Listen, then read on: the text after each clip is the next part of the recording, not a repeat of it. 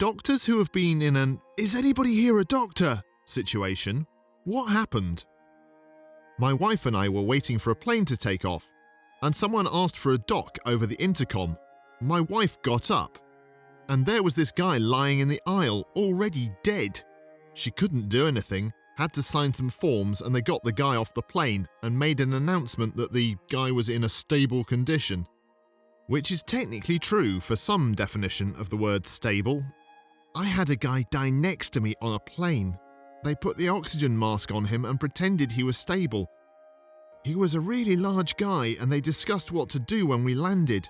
Decided it would be too hard to get him down the aisle with everybody on board, so they emptied the plane first. That's pretty horrifying and sad.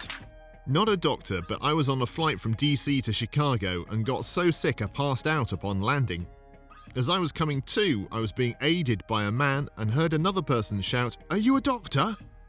The man helping me replied, "I'm the Surgeon General of the United States." This was Vivek Murthy, and it happened around 2015. He was the kindest and humblest guy. "Are you a doctor?" "I am the doctor." I'm currently a first-year resident, internal medicine in Sweden. This happened last year, about a year after I graduated, so I was still relatively fresh out of med school. I was flying home from my vacation from the Mediterranean, a 3-hour flight, when they announced on the speaker system that they were looking for a healthcare professional. Stood up when they called out a second time, maybe 15 seconds later. It was me and a slightly older nurse who went up to the front rows, where a middle-aged male was awake but unresponsive. As I didn't really have a lot of experience and was somewhat panicking, kept the panic internally to myself, it's scary being alone, I fell back to ATLS and eventually noticed that I had a D problem. Decreased strength in one of his arms and one-sided facial droop that was quite mild. Long story short, I suspected a stroke but couldn't really do a whole lot. We were 30 minutes away from landing at the time of the initial call. They didn't deviate or anything. I didn't feel like I did that much, to be honest, except to say that I suspected a stroke and asked if they could call an ambulance to the airport.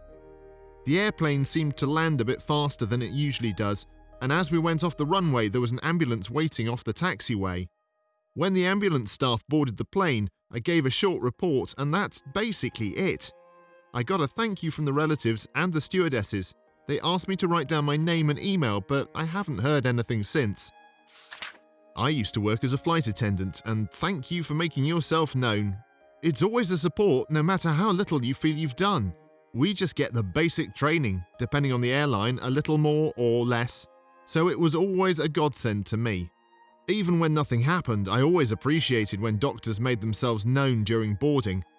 Our airline even has a doctor on board program where you enroll, show up on the passenger list and earn some miles. An eternal gratitude from the flight attendants. As for stroke, my basic training taught me there's not really much you can do on board except for a diversion or immediate landing. Since you were that close to the next airport, there was indeed not much you could do, but I'm sure the crew appreciated you being there. Thank you again for what you do. Just so that everyone has heard it once, we have a liability disclaimer, which means you're legally protected against compensation claims. As long as you're not acting with a clear intent to kill the person, that is. Skilled lay assistants are equally covered, so I also love you nurse guys and paramedic guys, and basically every decent human being who is willing to help. Thanks for the kind words. I always loved aviation, but poor eyesight led me to get into medicine instead. Safe travels, and hope that flights return to normal sooner rather than later. Retired FA with a 22-year career. Every time I had a medical emergency on board, there happened to be a doctor on board as well. Even though we were trained in CPR, had defibrillators on board, and a liaison with medical personnel available via the cockpit, I was so happy that there were doctors on board who were willing to come forward. Afterthought, no one died. Seriously hope nurses and paramedics aren't considered lay assistants. Recently, before the coronavirus, I was taking an international flight. The flight attendant asked if there was a doctor on board. I was actually asleep, but somehow that woke me up. And I was like, wait, you need a doctor? Turns out a patient was experiencing some diffuse chest pain. Went to examine him, and my inner alarm bells rang when I asked him some questions. I had a very high suspicion that the guy was having an aortic dissection. I told the flight attendant who passed the information to the pilot. The pilot made an emergency landing at a different airport, met with an ambulance. I later called the hospital to find out what exactly it was, and it turns out I was right. If they had carried on, he might not have survived. Oh my goodness, great job! You should feel 10 out of 10 proud of yourself every day for the rest of your life. Thank you. It's a good feeling when you can apply these skills and save lives in the most unexpected situations. Also, not the first case I've had on a plane, but this was definitely the more severe one. My dad survived one of these in 2017, a Type 1A, 8-hour emergency open heart surgery to save his life. In a coma for 4 days, ICU for over a week. The hospital had to call in an outside surgeon that day because all of theirs were in surgery. Dad's surgeon was actually on the highway driving to help his wife with a fundraising event for a local charity. And as it turns out, one of the top cardiovascular surgeons in our city. When Dad woke up, he didn't even remember getting out of bed the morning it happened. He banged on the door yelling for help, and I found him sitting in the hallway clammy and pale. He said it felt like an elephant was sitting on his chest. His tear was so severe it affected his entire aorta, from the top of his aortic arch almost all the way down to his legs. 2 other surgeries to repair the damage to his thoracic and abdominal aorta, and he is as good as new. I am eternally grateful to his medical team for saving his life. Damn, that's some scary stuff, and I'm glad your dad is okay. Don't forget to go get yourself checked. IIRC, the American Heart Association, recommends all first-degree relatives, siblings, children, of individuals with aortic dissections to get screened via echocardiogram. That's an amazing story, and also very classic of how this presents. Tearing, pressure feeling on the chest, pale, clammy, sometimes difference in pulse between the arms. Sometimes the dissection can also go up the neck arteries, carotids, and also affect the blood supply to the brain. I'm glad to hear he was taken well care of.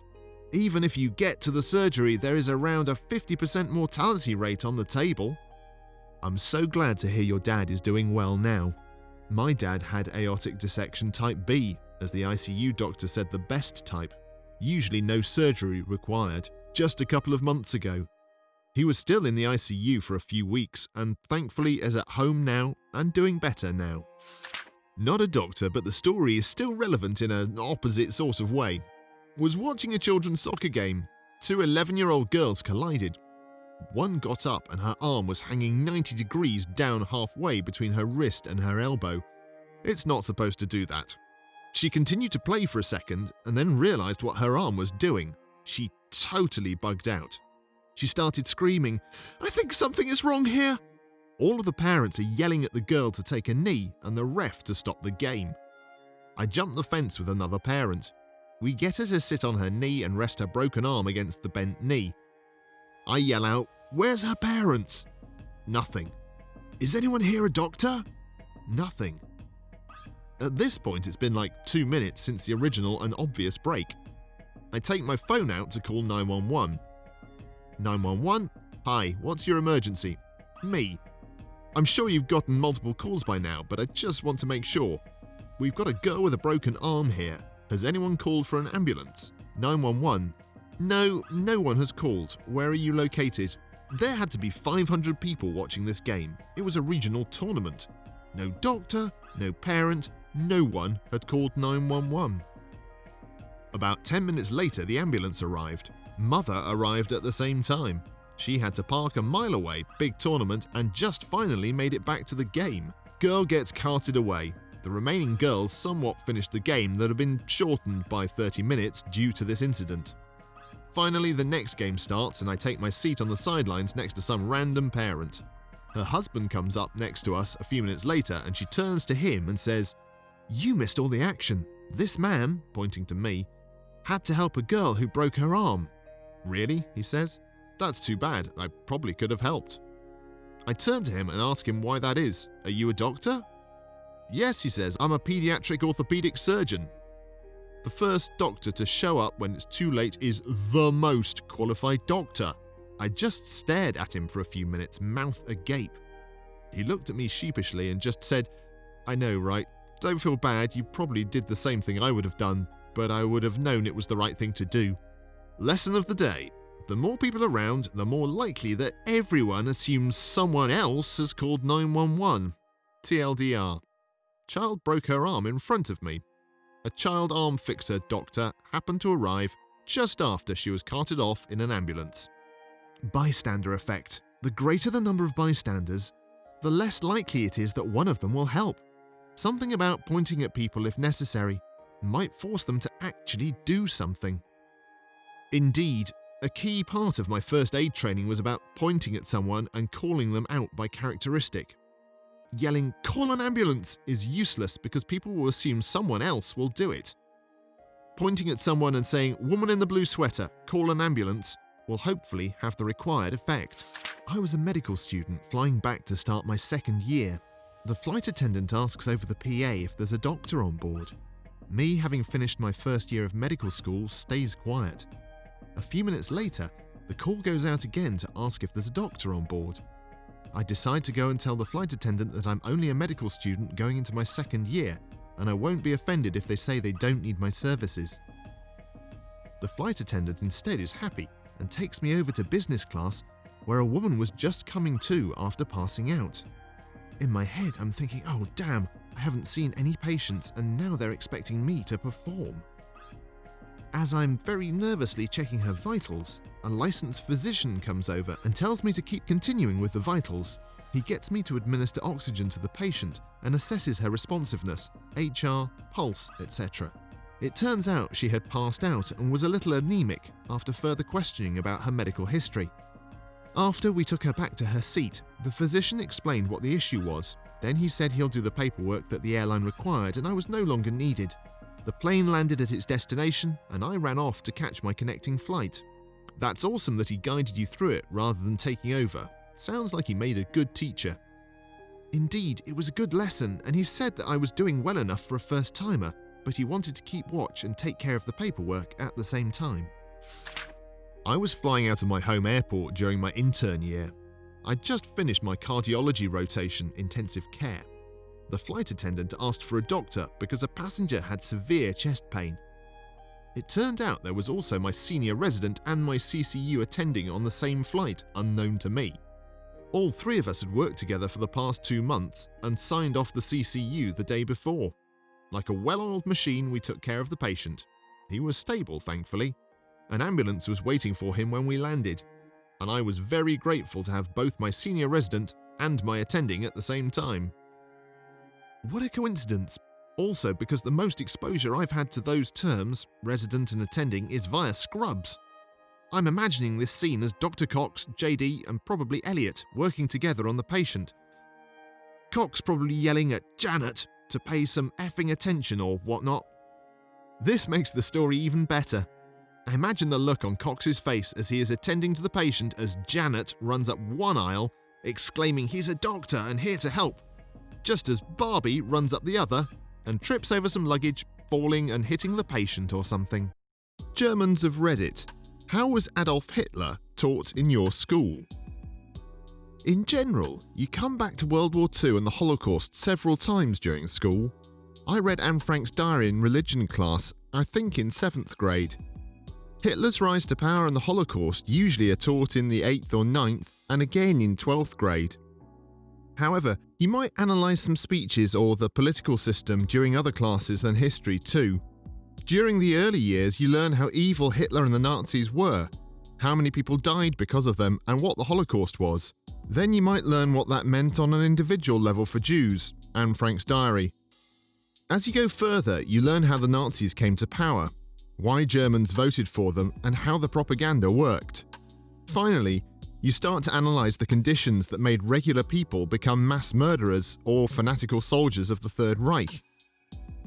As you can see, you start with a clear black-white image, then learn why they came into power, and finally question yourself if you could have been one of those people, and how to prevent such a thing from ever happening again. Alongside this, you might visit a concentration camp. I myself visited Buchenwald and Hadamar, a euthanasia site in which, for example, disabled people were killed.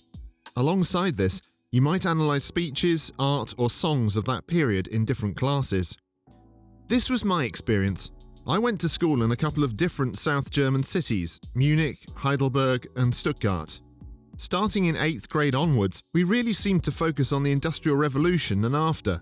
The last quarter of the school year was always focused on World War II with some pretty short, "Oh yeah, then we were split into 2 countries and that was bad, reunification happened in the 1990s. The older we got, the more detailed it tended to become. One of my graduation topics in German literature was exile poetry. There were at least 2 excursions to concentration camps built into the curriculum, Dachau in grade 8 or 9, and then Auschwitz-Birkenau during our senior trip. I went on neither trip because I realised pretty quickly I didn't want to be around a bunch of middle schoolers who only knew one Jewish person, me, in a concentration camp. The second one happened during Yom Kippur, which seemed oddly fitting. When I went training for a couple of weeks in Vilseck, I took a Saturday visit to Dachau.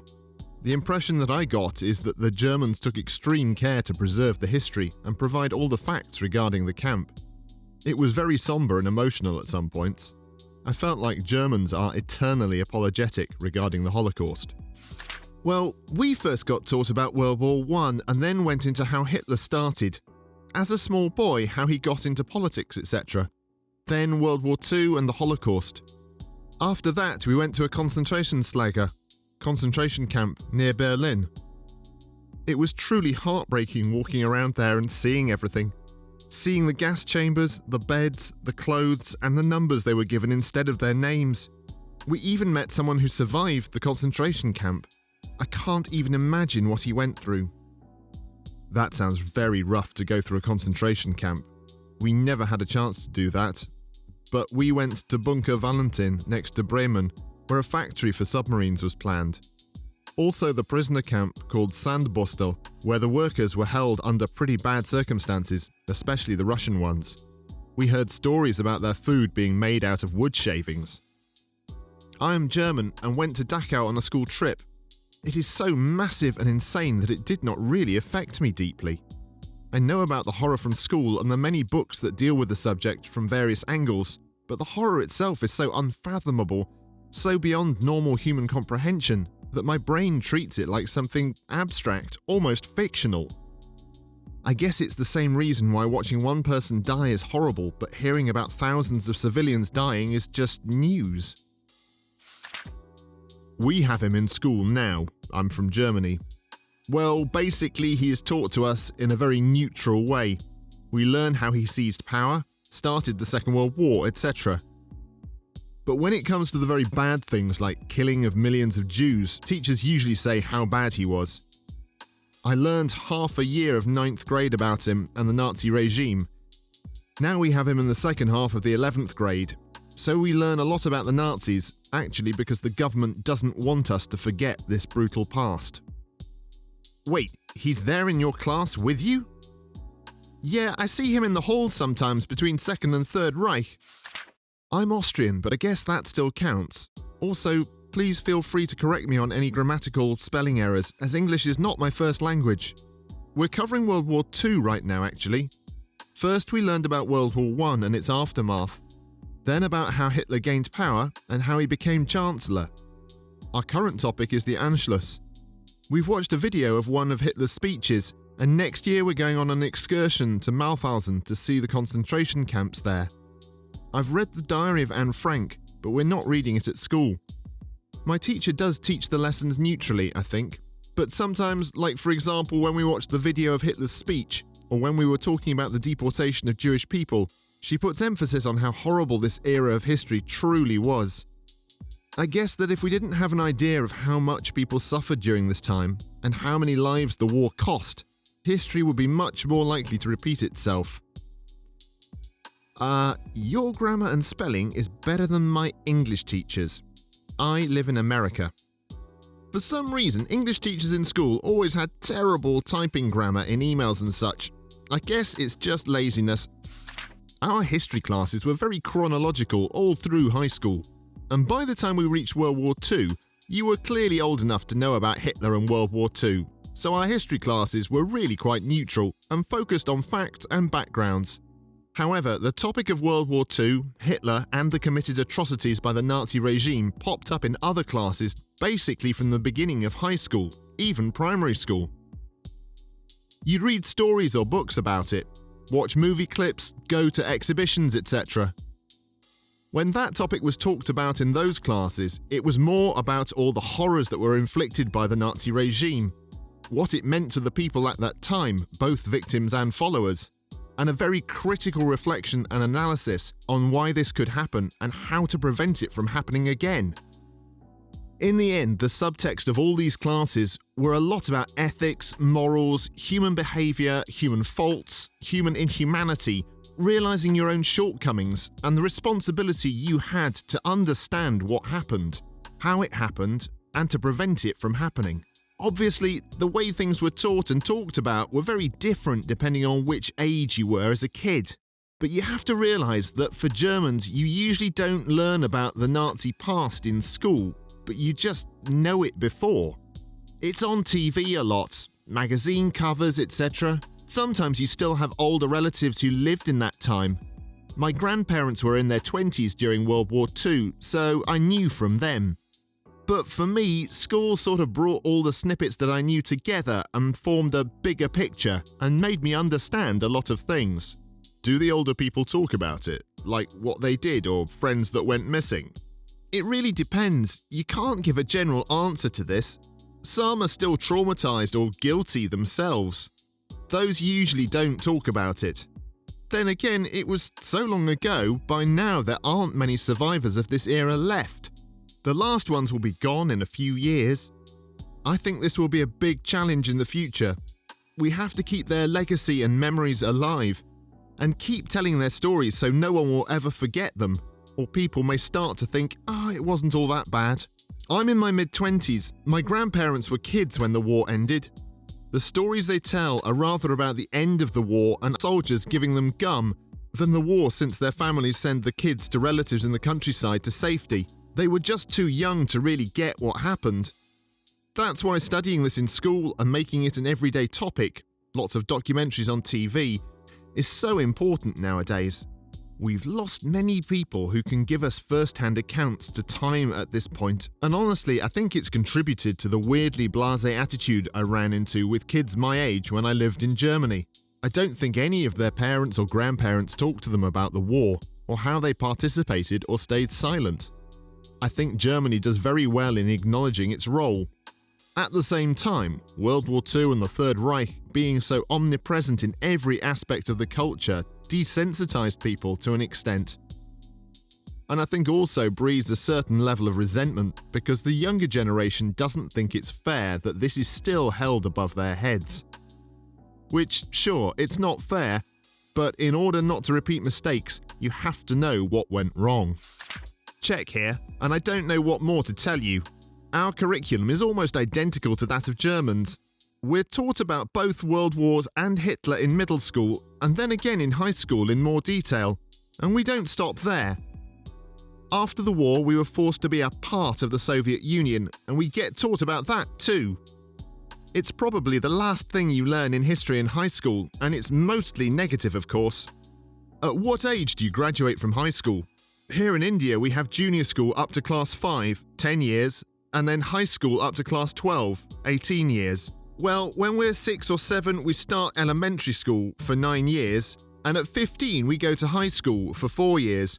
We have maturita exams, basically a graduation, in the last year of high school when we're 18 or 19. Then you usually go to university or start working if you have the experience from high school. I'm not German, in fact, I'm Japanese. I lived and worked in Germany in the 1950s. The country was still in its rebuilding stages, and the evidence of the horrible carnage the country suffered was all over. I became good friends with a few Germans who lived in the same neighborhood I did. They became friendly with me upon learning that I was of Japanese descent, and they sort of looked at me as an ally of theirs. We talked about the war and Hitler, and a couple of my friends were quite open with me, extolling the good that Hitler had done for Germany. After World War I, Germany was in pretty bad shape. They told me about how Hitler came upon the scene and he rebuilt the country and brought pride to the people of their new prosperity.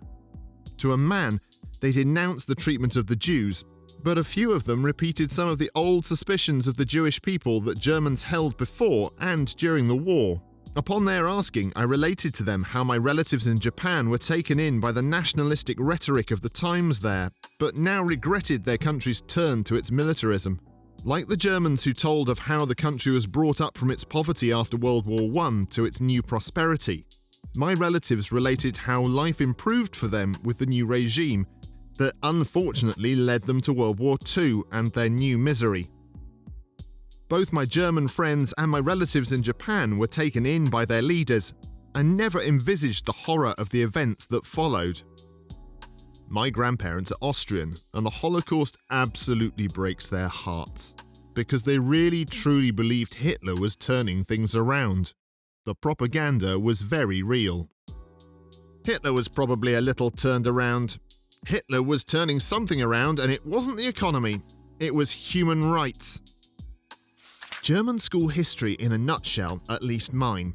Half a year ancient Greeks and Romans, half a year Middle Ages, rest of school career, World War I, Treaty of Versailles, National Socialist Germany. It was the dominant topic in school. Hitler was treated the way he was, everything on the table. We even went on a multi-day trip to visit a concentration camp, Dachau.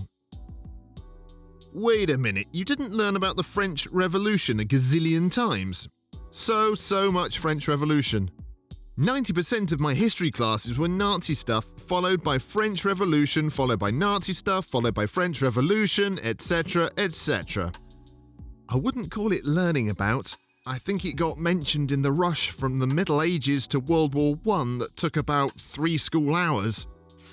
I'm from Austria, and I was told how he became powerful and what he did in order to get there, etc.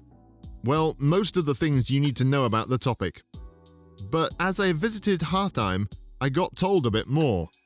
Hartheim was the location of a concentration camp for disabled people, and my mother knew someone from there.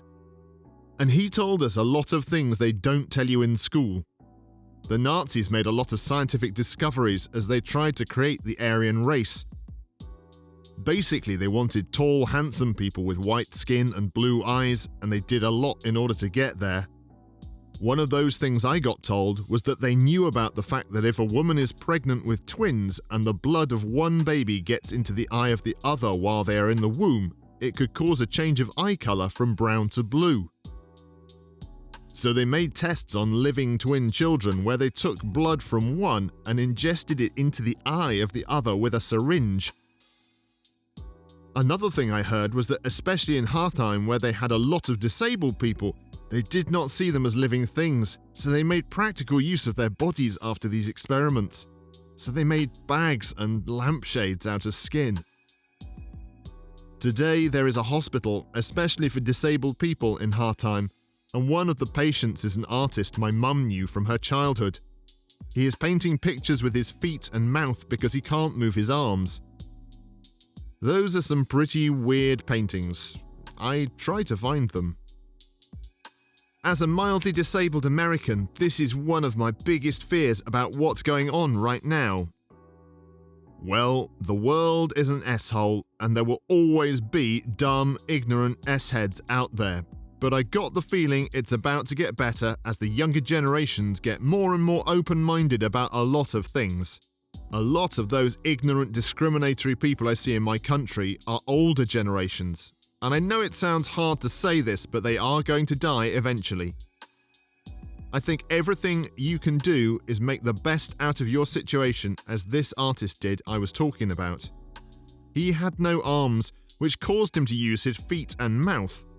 In other words, don't focus on the things you don't have, just focus on the things you have and train them to the point where they get useful for something. People of Reddit, what are some cool but completely useless talents you can do? I can eat a lot of pineapples, like 4 big pineapples a day. If I have more money, I'd buy even more pineapples. Isn't it true that pineapples marinate your tongue and breaks it down or some science stuff like that? If true, is your tongue the size of a nickel? I can tie someone else's shoes using only my feet. If you don't mind me asking, how did you obtain this skill? One boring summer day, I kept untying everybody's shoes under the table by pulling the loose laces with my toes sneakily, and when one guy eventually got fed up, after having to retie his shoes for the third time, he jokingly said, "Okay, this time you have to put it back, with your feet since you think it's so funny." And I just did it. We were all surprised, honestly. I can write in mirror image cursive backwards perfectly with my right dominant hand, as well as write in cursive with both hands at the same time, going in opposite directions. As in writing left to right with my left hand, while writing right to left with my right hand, mirror image, and meeting in the middle. Also the other way, writing right to left with my left hand, mirror image, while writing left to right with my right hand, both hands going towards the outer edges of the page. How did you learn that? I've been practicing writing with my left, non-dominant hand for 2 months, but it's still bad. When I was a kid, maybe 10 or so, I wanted to learn how to do it, so I sat down to figure it out and could just do it. There was zero learning curve. Brain's just wired that way, I guess. I can proficiently whistle while blowing air as well as breathing it in. Means I can whistle for much longer than the average human. Sounds like circular breathing. Didgeridoo players did this. Circular breathing, at least the way I understand it from classical music, is different. What they do is store a lot of air in their mouth or cheeks as they blow. When they run out of breath, they breathe in while blowing the air they have in their cheeks through the instrument. With practice, they can do it without a break, though there's always a moment where it sounds a tiny bit snatched.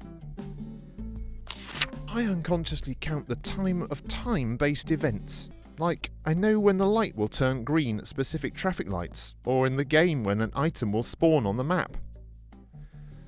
Pretty much the same. I have just a very precise internal clock. When I take a nap, I usually set random timers, like 16 minutes and 37 seconds. Then wake up before the time, start counting at a random number and hit it, plus or minus 5 seconds. Counting seconds also very precise, although I have to admit I practiced. I have perfect pitch, which basically means I can identify a musical pitch with 100% accuracy without having to think about it. Back in college, people would play a song on the radio and I could figure it out in mere seconds on a piano or guitar. I work in IT now, and having musical talent is easily the most useless trait an ugly white dude like myself can have. Lol. Draw. Now, before anyone goes, "What? That's not useless," understand that drawing for fun as a hobby is pretty useless in the end. I don't feel comfortable selling art because I feel like nobody's ever going to be happy with what I make for them. So instead, I pick up a pencil once every 3 months to draw something, and then immediately realise I'm going nowhere with it when I see the absolutely massive amount of better artists than me on the internet that do actually make a living selling art. It's cool, but ultimately a finished piece can take me anywhere from 6 hours to 3 days, and that's a pretty significant time investment when I work full-time now. And doodles are just that, doodles. So, yep, pretty useless. So hobbies are useless in your eyes, even if they make the person happier. I can lock one eye in place and rotate the other one. Can you look left and right at the same time? It's creepy and cool at the same time. I attempted to do it many times, but failed. Yep, it's just as uncomfortable to do it as it is to look at. And how does your vision change when you do it? Blurry and extreme double vision. I have astigmatism, so my eyes try to do that anyway, but it's like 5 times worse. And if I do it too much, I get headaches, so obviously I don't mess with my eyes anymore. I can shake my eyes back and forth really fast. That is bizarre, but could save your life. My brother and I were watching The Invasion of the Body Snatchers, and the girl in it could do that eye boggle thing, and that was when she got snatched and replaced. That's how the guy figured out it wasn't her. Then my brother said he could do that too, and he did it. And I tried it, but I couldn't. So we figured out I may have been hollowed out and snatched by an alien, so my brother chased me with a toy gorilla and tried to kill me. So, yeah, boggling could save your life. I can tell the time period a movie came out within a few seconds. What are the triggers? Film quality? Music? Outfits? Or you just know every movie ever and when it came out? The first part. Film quality, style, pacing, even how the frame is composed. It just screams a bunch of tells at me somehow. Vibrate my eyes equals useless. Raise one eyebrow equals useless. Undulate my tongue equals useless. Point out all 50 states in 35 seconds as a Canadian, 50 out of 50. I can raise one eyebrow. It's not useless for me because I'm a teacher, and it's an effective "I can't believe you're still talking" expression. I can silence a class with one eyebrow. Not me, but my dad can literally mimic any noise with disturbing accuracy. He constantly messes with us, making out notification sounds. One time he made very real bear noises, and I called him and ran inside with my dogs. He answered laughing, and I was sitting there crying my eyes out because he was carrying my third dog, and I thought she was attacked by a bear. I and a friend of mine are both gifted mimics. We can imitate clown horns, crickets, chirping, cats and dogs, and babies crying with disturbing accuracy. This benefits me a lot since I'm an amateur linguist, and I can reproduce accents and vocalizations with haunting accuracy after very little time. I can recognize people by the way they walk. Same, but not really useless for me because it's literally my main way of recognizing people. Lol. It's useless in the greater scheme of things because it's not like it's going to give you a ton of money or a great advantage, but yeah, it's useful in that you get to recognize who someone is very quickly. I'm wondering, since it's your main way of recognizing people, myopia or face blindness? No, but my eyesight has been really bad ever since I was little, and I refused to wear glasses. So I couldn't recognize people's faces until I was close to them, so I developed this. Now I wear glasses, but I'm always focusing on the walk style instead of people's faces. I sometimes know which characters will die in a movie. My funniest example of this type of thing was my partner wanting me to watch his favourite programme. One of the characters in it is a ghost, and I guess it's this big mystery how she died because she can't remember or something. Halfway into the first episode, she said something, and I went, "Her boyfriend killed her." He looked at me like I'd just ruined his life. "How do you know? That's the big reveal at the end of the season." So he skipped ahead to the next season, and I basically guessed that twist too. If you pay attention to foreshadowing and think, what would be the most poetic thing to happen here? That's usually what happens. I'm hypermobile, double-jointed if you prefer, in all of my fingers and my elbows. I can, with my palms down, touch my elbows and wrists together at the same time, and do this thing where I twist my elbow and shoulder inward, but not my wrist, which makes my forearm sit really oddly. Can't do much with my fingers anymore, but until I was around 13, I could press my right index finger all the way back to touch the back of that hand. That one really freaked people out, and other kids at school would stop me in the hallways all the time just to ask to see it. I had to stop showing people after I switched schools because it got annoying, and not doing it for years is probably why I can't anymore. Ooh, I have a couple of these. I can divide almost any number by 2, 3 or 4 in a very short time and with a great deal of accuracy. When I was a waiter, for the year or so after the credit card machines went mobile, it was then commonplace to bring the check and the machine and then find out how they wanted to handle the bill. So I got really good at grabbing 3 or 4 cards in hand and doing the math right there in real time. I can flip almost any oblong object really fast and catch it after X revolutions. So I can flip, say, a knife really fast and then grab it by the handle. I can't juggle, I've tried, but if I could juggle, I would very easily juggle knives or flaming torches. I know a lot about tarantulas, a lot, an obscene amount. More than is healthy, probably. Related, I'm really good at buying and selling tarantulas at just enough profit to fund my tarantula raising habit. I am really good at making up songs on the spot that scan and rhyme and mostly make sense and are often at least a little clever. In another life, I would have been a killer marketing jingle guy or an awesome rapper. This is not a completely useless talent, as this random habit is very entertaining, and me and my son and wife spend a lot of time singing very silly songs, and then critiquing how good the song was, and then maybe singing a song about how much the song sucked. But it's not something I can put on a resume. I have a very in-depth command of post-war Japanese cinema, which really no one could possibly care less about. Maybe you can get someone to watch Seven Samurai if you're lucky, but that's about it. I know all the French verbs that use être in the passé composé instead of avoir. I have several Shakespearean monologues and a couple of poems memorized, just in case. Man, that seems like too many now I write them out. I can solve a Rubik's Cube in under 2 minutes. I can solve a Pyraminx in under 45 seconds every time, although it's a lot faster to learn than a Rubik's Cube.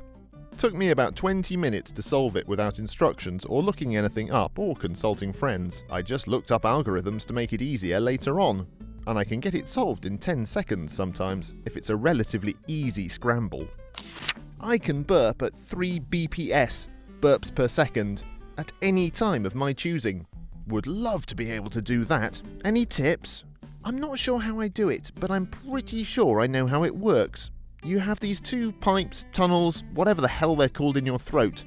One is for food and the other is for breathing. When air goes in the food pipe, you get rid of it via burping. What I do is inhale through my food pipe, which lets me burp. After some practice, you can do it faster. Practice doing sharp inhales and closing off the breathing pipe until you feel like you need to burp. When you do it right, try doing the exact same thing again until you get it. Good luck on your journey to learn to annoy your family and friends. I am really good at remembering people's preferences. I can remember how everyone takes their coffee or tea, or what their favourite soft drink is. I can remember allergies as well as likes and dislikes.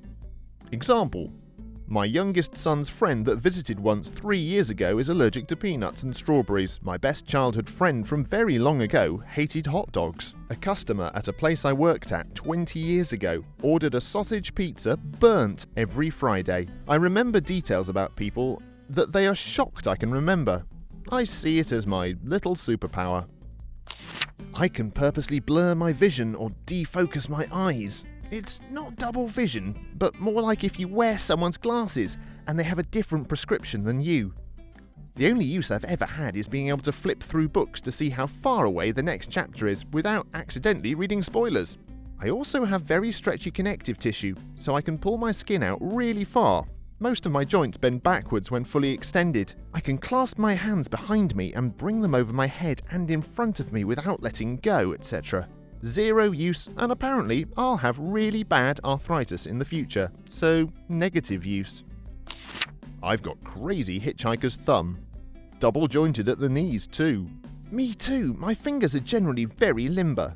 I used to do this party trick where I flipped them all to the side so they were curled in behind each other and I tucked my thumb behind my hand. My mum tried it and permanently injured her hand. Men of Reddit, what compliment would you like to hear more often?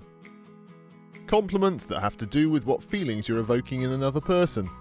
You make me feel safe, for example. That's always awesome to hear. She didn't have to say it, but the first time my girlfriend stayed at my house for the night, she fell asleep on me within minutes of going to bed, and she slept the whole night without being disturbed at all. I only know this because I was up most of the night, as this was the first time somebody had shared a bed with me in probably 7 years. I appreciate you. Exactly. I work my body off, and at home, general upkeep, yard work, landscaping, and renovations. Sometimes knowing you're appreciated makes it all seem less like a chore and more like a pleasure. It reminds you that your wife or kids know how hard you work and feel happy with you. And feel so happy with you that they felt they needed to remind you how much they appreciate everything you do for them. Sometimes it makes a bad day turn around. Any compliment about my appearance would be nice to hear more often, especially since I've never had one before. I once told a distant co-worker, he didn't work in the same department, going through a divorce. "Oh, I'm so sorry, well, you're so handsome, women are going to flock to you." He came back to me days later to thank me because it meant so much to him. He's never gotten a compliment about his looks before, and it helped his self-esteem to hear that. Which is wild because he was actually handsome, and what the heck, his ex-wife never told him? I'm constantly surprised by just how many men are never complimented on their appearance by their partners. My current boyfriend has told me he's never been complimented on his body by a girlfriend before, which is just ridiculous to me. I'm trying to encourage my female friends to compliment their male partners more often. Everyone deserves to feel like their partner is attracted to them. I've been with my wife for 10 years now, so you'd think her compliments on how I look wouldn't have the same punch by now. Nope, I still get all warm and fuzzy when she compliments me on how I look. It never gets old. Been with my hubby for just over 10 years. I tell him he's cute on the regular. I like his butt. A colour looks good on him. I like his hair, what he's wearing. But I also tell him I appreciate him and thank him for doing an extra job I haven't got to yet.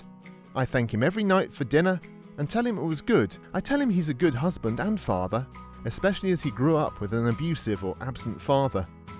And I appreciate him going to work every day for us. I can't work currently and it's not easy financially. I appreciate how he handles our money and bills, always makes sure we have enough for what we need and for birthday and Christmas gifts for our child. That I am smart and attractive despite the zits. Coming from a woman, I personally never notice acne. It never bothers me and I've been attracted to guys with acne. So don't worry about it too much. Totally agree with this. As a woman, trust me, we see past the blemishes. We see kindness, supportiveness, your own strength of character, subtle and calm masculinity. I fell in love with my husband when he helped a man in a wheelchair on a public bus. Don't mind the over-the-top masculinity. Being a good person will swoon the ladies and men every time. I'm lucky to be with you. My girlfriend told me this after she lost her job a couple of days ago. It warmed my heart so much that despite what she was going through, she still felt it was necessary to tell me that. Complete game changer for our relationship. You're beautiful. Can't describe why it hits so hard. I've wondered how a guy would feel if a girl told him he was beautiful. Because there have been times when I've seen a guy and thought, that is a beautiful man. It doesn't have to be a reference to physical looks. I was once called a beautiful person. It's one of, if not the most memorable compliments I've ever received. February the 26th, 2013, in between 2:30 AM. Her name was Sarah. I never saw or talked to her again. I feel safe and secure with you. Anyone held in your arms is bound to feel safe and secure with you. Told this to my partner before we went to sleep and oh man, NGL dude's a keeper. I enjoy the feeling of being desirable. Rather it's a look or just saying something that shows someone values you and they want to be close or around you. I don't know, I can barely take compliments seriously because I just don't believe them myself, I guess. Woman here, write down a compliment someone gave you on a sticky note and put it somewhere where you will see it several times a day, like your mirror, and it will sink in. It takes practice like most things in life. And just for your information, many women receive compliments on their looks all the time and don't believe it either. They gave to learn to take in good feedback as well. Take baby steps. You may not believe their compliment yourself, but work on believing that they think that about you. You don't have to agree with them, just believe that they think that about you. Then, once you've rewired your brain to believe that they think all those positive things about you, it's a much smaller leap to start believing them yourself. You matter, you're worthy, and you deserve happiness. I hope that one day you can rewire your brain to believe that about yourself. You're attractive. If a stranger were to say that to me, I would be flattered. Seriously, this. Talking with a female friend, and somehow got onto the topic of how tall would be too tall for her to date. And she said relatively short, like 5'8" as her max because she's only 5'3", and didn't want her boyfriend to be able to rest his arm on her head. I'm 5'11" and my wife is about 5'3" as well. And when I mentioned that the most I can do is get my chin on the top of her head, she said, oh. Her brothers are like 6'5", and just tower over her apparently. After thinking a bit, she said to my wife that if she ever wanted to share me, to let her know. Which I think is the first time I've ever received a compliment like that from anyone other than my wife. And the friend only had a general idea of what I look like because pictures we use for phone contacts are relatively old. I will probably remember it for a long time because nothing in how she said it sounded insincere. Though it also did sound light-hearted, like if my wife said in no uncertain terms, never that she would not be offended or something, I don't know. Probably some of the isolation getting to me. Moved across the country a couple of years ago, coinciding with me working from home full-time, so I haven't really met many people in our new living area outside of the personal trainer we use. I don't hear compliments whatsoever, but I compliment myself, which is pretty much a depressing way of coping for anyone who's alone right now. Lol. Positive self-talk is always needed even if you do get compliments. It gives you the energy and space to compliment others when you feel good about yourself. A car can't run on an empty tank. Something along the lines of, "I'm really proud of you," goes a long way for men. Most of the time we don't care about physical compliments. I completely disagree with this, to be honest. I agree. I have been genuinely complimented on my physical appearance 4 times in my life, and I remember every single one of them. Thank you, drunk girl in the bar, gay guy on the subway, female friend, and a gay guy on the street. I think it's context. Whatever we personally needed the most stands out. OP is probably a decent-looking dude that gets hit on frequently enough. You're really sweet. This, but not facetious, as is typical like 99% of the time. In fact, I'd go as far as to say, "You're really sweet," or "You're so sweet," is probably the one compliment most men have heard, which figures because it's hardly ever loaded with any real sincerity. I like your hair. Well, by that I mean I would rather not hear that it looks bad long. I'm a girl and I love long hair. I convinced my husband to grow it really long. He was the most magnificent creature I'd ever seen. Men with long hair exude confidence, a disregard for the norms of society, and have really nice hair. Men with long and curly hair is an added bonus. Men really underestimate how important hair is in looking good, and long hair goes a long way to make just about anyone who actually washes their hair look spectacular. I really appreciate all the hard work you do to make sure our family has everything we need. Thank you. Seriously, if you are considered essential, then you are really a hero. Thank you for everything you do. You are an amazing, unselfish person. Keep it up. Okay, so I'm not one to beg for compliments or anything like that. However, this page has made my day. If only us men could get these types of compliments more, I think it would positively affect our mental health. We need this on Reddit daily. And thank you again for the vote of confidence. It really is nice to hear. It's really the littlest things with us men. If you didn't know me, I come off as hard. After all, I'm 6'2" tall, bearded and bulky, with tattoos and the face that my co-workers call resting murder face. But in reality, I just really want to hug someone. I really do want to cuddle all the damn time. One of my favourite compliments I've ever received was about my eyes. But we are stuck in a world where if you're a guy, we are not allowed to ask for hugs, or to hold or be held by someone. We don't get compliments like girls do. The most we get is, "Good job, it looked good," etc. So yes, we really are starved for any form of attention or contact. Again, I'm 6'2", bearded, tattooed, look like I want to strangle you with your child's intestines just for looking in my direction. But a secret about me? I've a pillow that I've had since the age of 15 that I cuddle every single night. Ask for hugs anyway. Honestly, one of the most gratifying compliments to give, as well as receive, is "You give really good hugs." Everyone benefits from them, especially if they are heart to heart. A nice reminder to people, you are human and humans need touch. Infants die without it because of lack of connection, and serotonin and dopamine help fight depression too. So why are adults different again? Help break that stereotype. I hate the first impression equals expectation. Cuddle bears are often misunderstood and underappreciated. On behalf of who don't understand, I'm sorry. You're missing out on tapping in on some of the hardest working, genuine people out there. People like you are great friends to have around, so thank you for accepting who you are. Besides, gentle defenders are wicked attractive. Despite what is taught, displaying your vulnerable soft side means you're a family man type. It helps people trust you with their safety and to feel more secure with honest and true feelings. Don't forget to advocate for your needs' boundaries too. If not, it shows their own insecurities, intimidation, and it's not you. Thank you for being you. You're not fat, you're plus size. Just like some females in this world. As long as you aren't overweight in a way that is very unhealthy, I don't care about what a guy looks like. Actually, the first person I had a crush on was a little on the plus size, but I didn't care because what made me like him was he had went out of his way to help me. I'm still acquaintances with him, and he has a girlfriend who happens to be one of the more popular girls in school. When she first told me she liked him, I thought it was adorable, and as far as I know, they went to the last school dance together. So stay strong. Something authentic, with real conviction. Too many compliments are just given to make people feel good. They don't acknowledge specific, appreciated accomplishments. How many of us have gotten 100 "you're doing a good job" compliments from people who don't know what you're even doing? You did that carefully and deliberately. It's obvious you care about doing it right, and that says a lot about your character.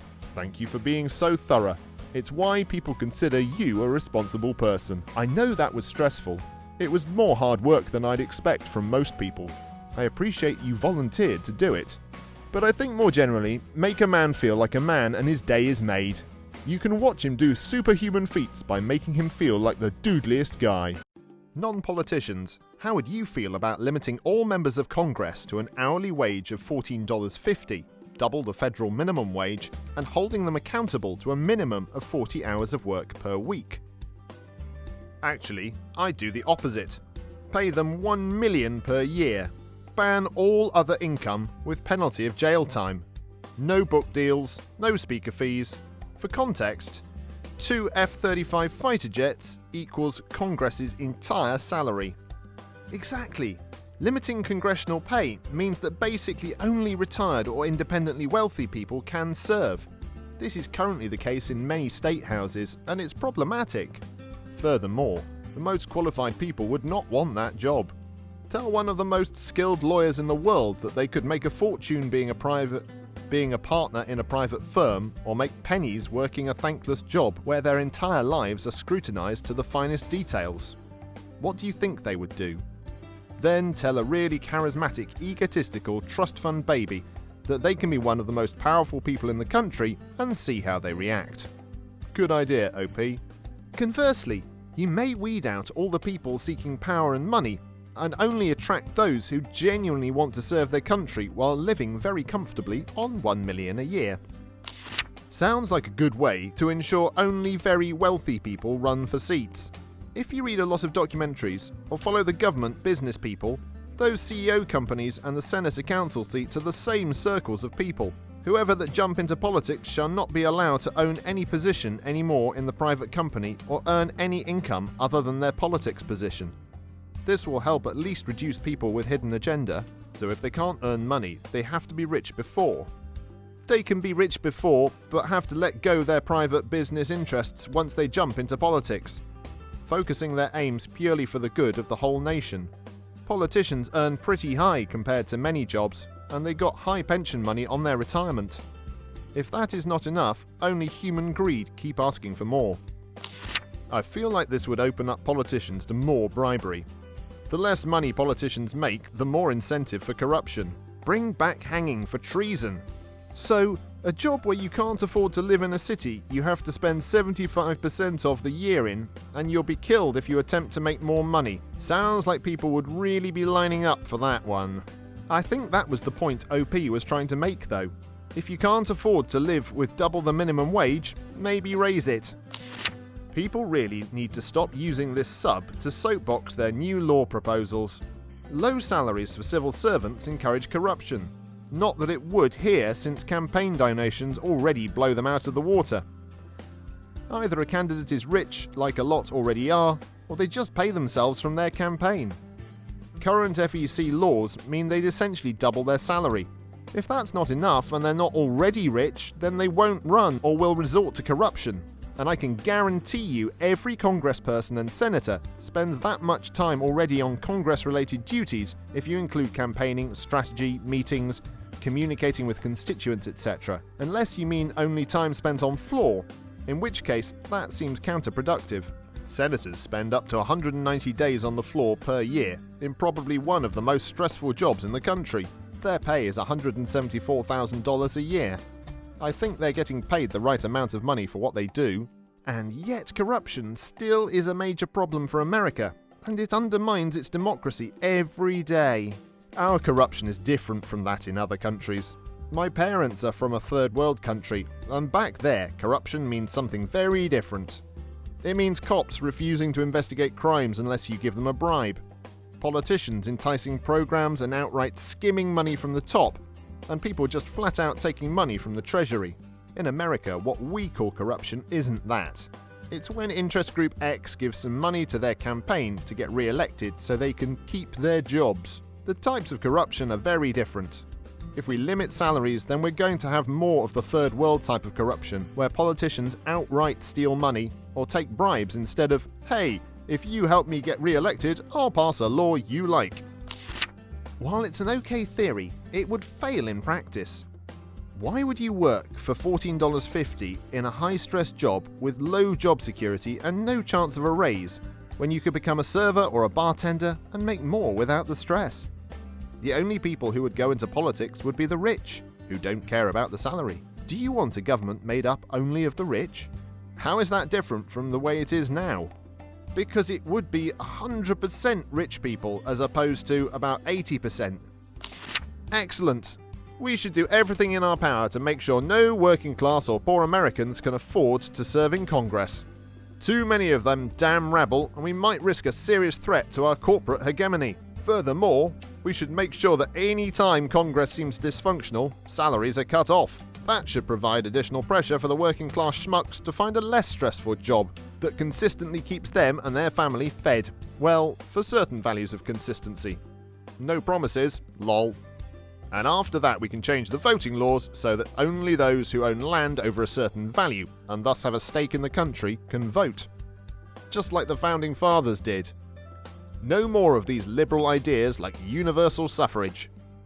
And in order to vote, not only do you have to own land, but you also have to be a Christian straight white man. I don't think lowering the wage would encourage people to get involved in government. It would filter out the people looking to get into government for riches and prestige. People should be involved in government to better the community and stuff, rather than to make a profit, right? I know that's great in theory, but likely to never happen. But getting paid a wage isn't profit.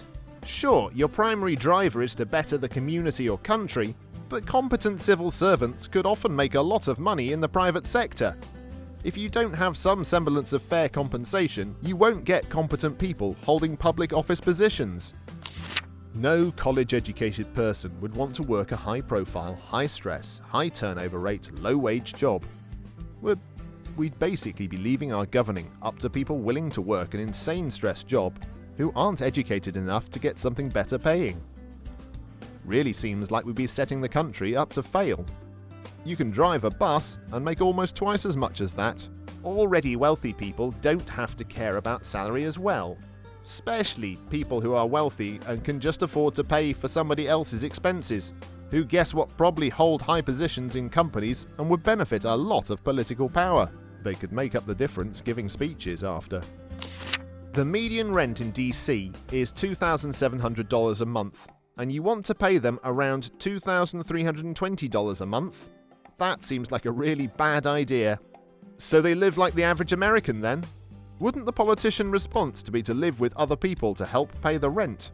The average American doesn't make minimum wage. Those who aren't rich quit because they can't afford to be politicians anymore. Those who are rich and didn't care about the issue of minimum wage get to stay and increase, since people who weren't rich just left. You now have people who are rich making your laws, people who are owners of big companies and would benefit a lot from making minimum wage lower, since it would increase their income. And before someone says, but they don't get to make external money outside the job, their dad does, their mum does, their brother does. Very easy for people who own big companies to just pay for their brother, son, friends' expenses, so they get to stay there and incentivize them to make decisions that make them richer. Clichés aside, being a member of Congress is a 24/7 job. They spend all day in committee meetings and all weekend dealing with constituents and holding events like town halls at home. Even when the House and Senate aren't in session, they're back home in their district offices working on local issues. Don't believe the story that it's a part-time job. It's not. Yeah, the job isn't just legislating, it's dealing with constituents and running for office, like it or not. A congressman who you agree with who loses re-election is worth less to you than one you disagree with who stays in office and can deal with issue important to your district. We'd have to eliminate campaign funds, soft money, and lobbyists. However, if hypothetically this were to happen, and that was all they could earn and they clocked in like everyone else, we'd probably see a more realistic representation of Americans. The current politicians would leave for the private sector. That could be a great thing, but could just as easily be a total failure. I'd like to think if it more reflected our current electorate, the laws would more positively reflect what we want and need as a country, but I'm an idealist. Pretty much no sane person would want to have this work unless you're already filthy rich or your family can pay for your expenses. Also, encouraging bribes. Who do you think can spend hundreds of thousands of dollars for college, go into a very stressful job which consumes a lot of time and pay is very low? People who already don't care about money. Oh, you're a mid-class citizen? Well, you better don't come here, because you won't have money to pay rent and student loans. Oh, you're a low-class citizen. Not even a chance to pay rent and food. Oh, you're really rich, and the salary doesn't matter to you. Welcome then. Why would you expect Ivy League law school workers that literally have to draft law to earn the same as a McDonald's employees? I think the point was that they increased the wage for, metaphorically or literal, McDonald's employees and help the country to help themselves. Congress is a C-suite level management job and takes similar skills. If you do not compensate comparably, then there are only two reasons someone will take the job: civic duty or various forms of corruption. One can only ask someone to take so much of a pay cut in the name of civic duty. TLDR. Limiting Congress's pay excessively would increase corruption. I think you're right about corruption. It's a very common concern with the idea I pitched. There are only two reasons someone would take the job: civic duty or various forms of corruption. Plus, those who seek power for power's sake. They aren't necessarily corrupt, think religious zealots.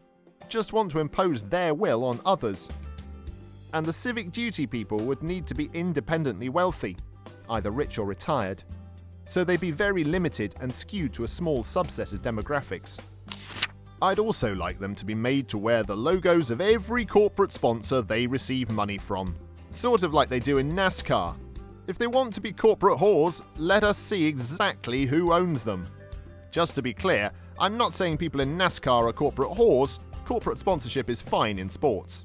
I'd also like them to be made to wear the logos of every corporate sponsor they receive money from. Sort of like they do in NASCAR. If they want to be corporate whores, let us see exactly who owns them. The only way that'd work is not as a law itself, but blackmail to get them to drop all the sponsors they wouldn't want exposed as in practice, as a law if they could control where to put the logos. As in practice, as a law, if they could control where to put the logos.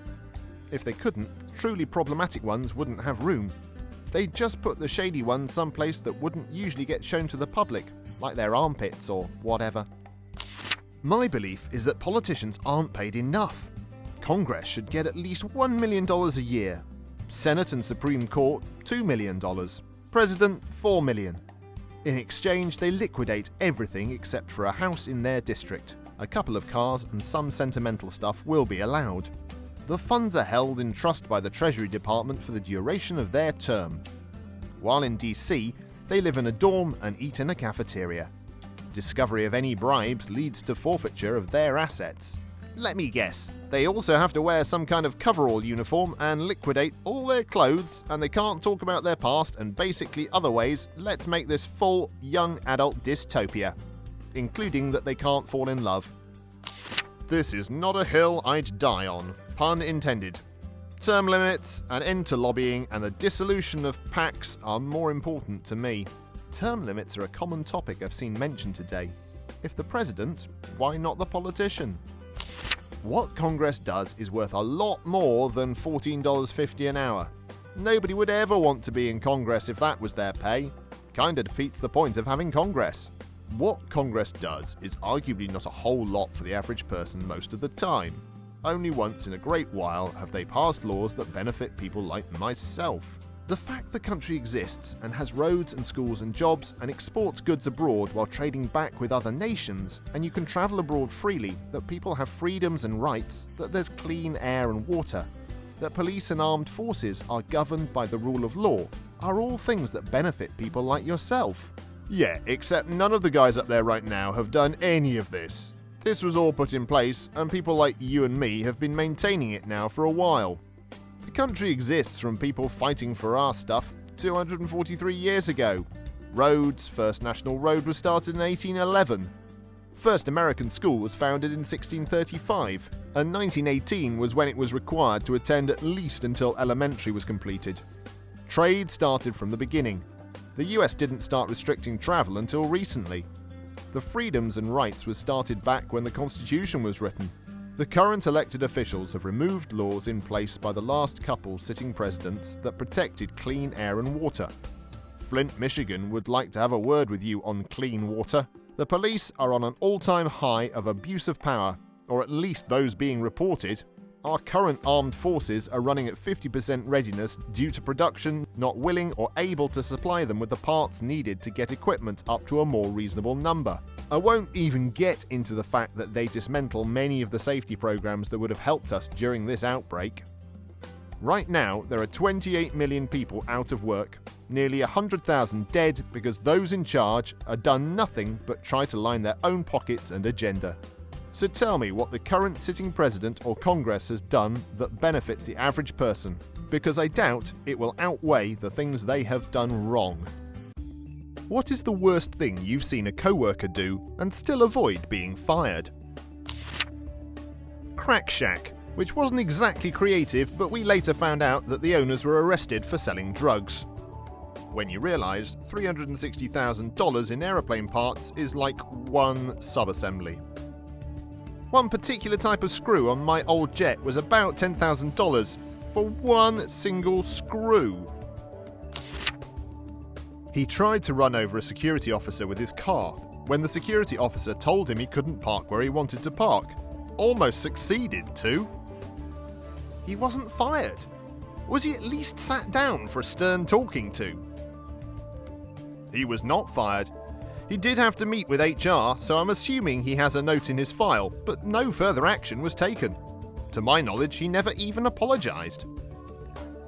Accidentally send the last 3 years of account details back statements from one company to their direct competitor. Haha, I came close to this.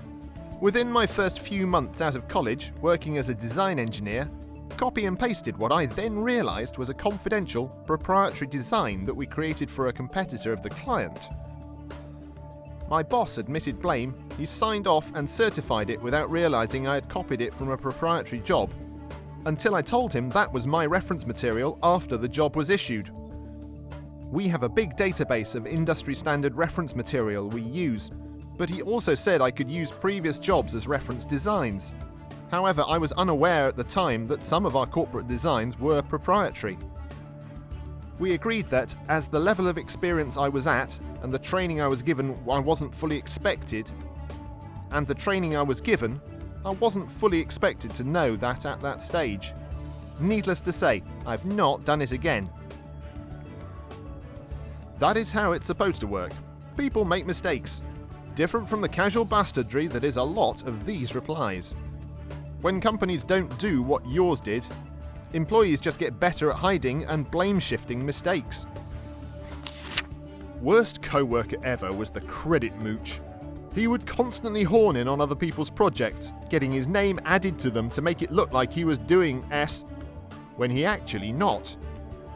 If people tried to assign him any work on said project, he would have a personal emergency, or a virus would make him lose all his work, or his schedule is booked with other projects, or the worst, he would pull some sucker in to help him with it, and said sucker would end up doing all in utter frustration.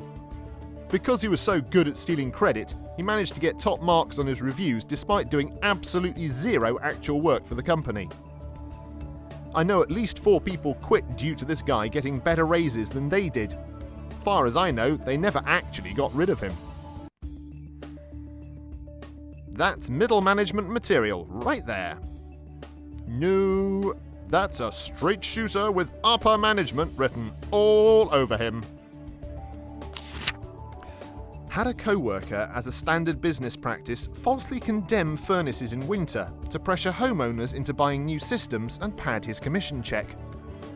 I couldn't do anything as I had no direct proof, but he would joke about it all the time. It did finally catch up with him when one customer smelled BS and called other companies with advanced testing machines. Took those results and sued the poop out of him. I ended up working for that second company and haven't looked back. Sued the poop out of him. Superb. I would rather have the money, but that's just me. This dude walks a server out of the server room every 6 months or so to sell on eBay. We have literally no security except the front door, but the owner is so ancient and out of touch, I doubt she even remembers things are being stolen. We had an IT guy that was stealing old laptops after we replaced them for employees with new ones. Funny thing was that we didn't give him a raise for 5 years since we knew about it, and apparently he didn't want to quit either out of fear of being discovered, or due to the extra money he was making. His raise would have been worth more than the laptop, so we just let it continue.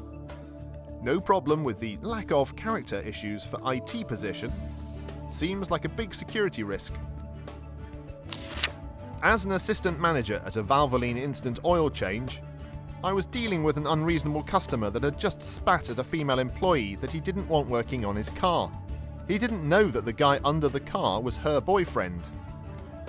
The guy comes up the steps, grabs an oil gun and starts pumping 10W30 all climate into the guy's window as he's frantically trying to start the car and roll up the window.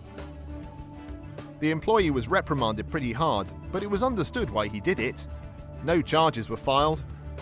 The franchise owner paid a lot of money to have the guy's car cleaned. I never saw the customer again. If I remember correctly, the employee was suspended for a week. I'm very sorry that I misspoke. I was an assistant to the manager. Former Vioc assistant manager also. This would have been 12 years ago now. Our gun locks never worked properly, so for the most part, we always had to hold the trigger arm down to pump in the oil. No big deal, but probably better anyway.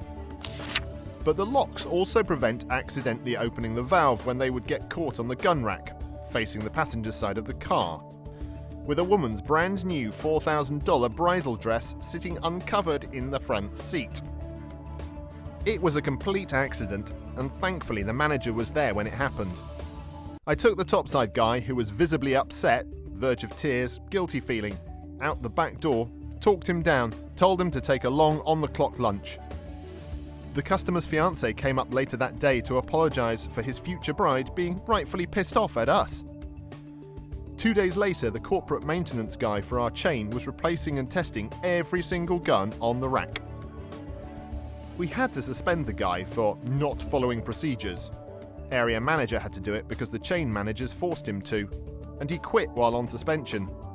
But it could have been literally anybody in the store that day.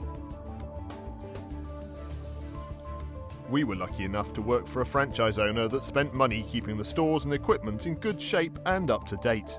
I couldn't imagine how shitty that guy felt. Kudos to you for seeing that he needed to get out of there for a while. Most of the managers I worked with only cared about the labour percentage and the ticket average. Nothing. Documenting work as completed when no actual work has been done. Management knew or was suspicious of it, but not so much as a write-up or a reprimand. Eventually, management changed, figured out no work was being done, called it fraud, and canned them. The job was easy too, and good money. I don't get why they didn't just do the work. Similar issue. Had an analyst who joined the team from an acquisition. Deliverables were quarterly. All is fine for about a year. Then I start getting the occasional escalation about overdue work or missing work. I address it and the employee assures me they're working on it. No big deal. We all get behind. But after another full quarter and more frequent issues, I decide to look into all her customers. Turns out the analyst wasn't doing crap until the customer asked for it. They played dumb that they didn't know they had to do it, despite me training them and they having no issues for the first year. HR required a performance improvement period. The employee busted ass and got all their backlog done in the 60-day period and was not fired. Fast forward to another 6 months, and it all starts over. They quit before I could get authorization to terminate. Sounds like a stepping stone job that served its purpose. It was an entry level at an IT financial services company. Starting was 60k, so not insane, but nothing to sneeze at. And the work was not hard. The thing that made it suck so bad was 1, this person never had the bandwidth to step up for any one-off problems, despite not doing the work. But then 2, performed an entire quarter of backlog in 60 days. More than capable. Just lazy. HR rep found out about a person's elective surgery and made fun of her with a former employee. Let me recap. This person knew about an employee's private medical information because she worked with our healthcare plan and in her role as HR, and shared that private information with another person for the sole purpose of mocking the employee. She was not fired. That's not just worthy of being fired, that's 100% illegal. Edit. Please look for yourself. It's not illegal in jurisdictions. It's not criminal, but very likely could be civilly actionable. Definitely it's the company at a huge risk. The exact kind of risk HR is supposed to prevent. There is no private cause of action under HIPAA. It is 100% impossible for a person to sue for a HIPAA violation. One of my former co-workers, she's since been fired for stealing customers' lottery winnings, told an elderly woman that she was stupid for not knowing how to pump gas. This woman's husband had recently passed away and he had always pumped the gas for her, so she never learned. I had a horrible second-hand embarrassment when the woman came in and told us. We relayed it to the manager. This makes me so angry that such a sweet thing the late husband did for her got turned into an insult. Lesson for the not yet dead. Teach your family to do basic things so they are able to safely put fuel in a vehicle, replace a filter for the HVAC system, turn off water for the home, reset a tripped electrical breaker, etc. I worked in a medical marijuana state. One guy neglected to check a dry room for a few days, assuming all was well. All was not well, at all. The dehumidifier crapped out while the plants were being hung out to dry, and sat in a warm, dark room for 3 days before it was someone else's responsibility to check it. By that point, every single plant was coated in mold, and we had to throw out a little over $1 million worth of product. Side note, I had never done the math to see what he cost us until now, and am mad all over again. His only punishment was to be denied moving to day shift, but other than that, it was forgotten about. That one guy was able to make that mistake and cost you over $1 million seems more like a management problem to me. Oh yeah, that's an issue too. This guy is a lead though, so he should be a little more responsible than that. Drive around the yard on a forklift, no hands on the steering wheel, firing a nail gun at people and objects around the yard. We had an operator raise a guy 10 feet standing on the forks in order to pull down an overhead door that had been stuck. The scissor lift was literally 30 feet away. The nail gun adds a certain fun factor though. Nailed it. A co-worker jumped out from behind a door at my husband, who is a disabled combat veteran with PTSD, dressed as if he was from the Middle East. He was literally trying to trigger a flashback. No repercussions as he was the boss's friends. 2 weeks later, he fell down some icy steps and broke both legs. Karma took care of that one. Fell. I will say, my husband wasn't the only one who disliked him. Gravity seems to just have ways of finding people like that. One of life's greatest mysteries. I work in an agency that coordinates services for individuals with disabilities. We have one worker has about 12 people on her case that gets all of her attention and about 20 who are basically ignored. It's clear she isn't trying. One of the people on her caseload was my former client. I told her the correct contact info, the stuff in the online system was wrong. If she checked the yearly plan or looked in the physical file, she could get it. The next evaluation, 3 months later, she said she had called the number on the online system and nobody answered. I asked about the other ways of contact, and she said she wasn't going to check any of the other places. I sent her the info and she got on contact the next day. She constantly says we should drop people from the services because they can't be contacted, and then when somebody else tries, they get somebody the first time.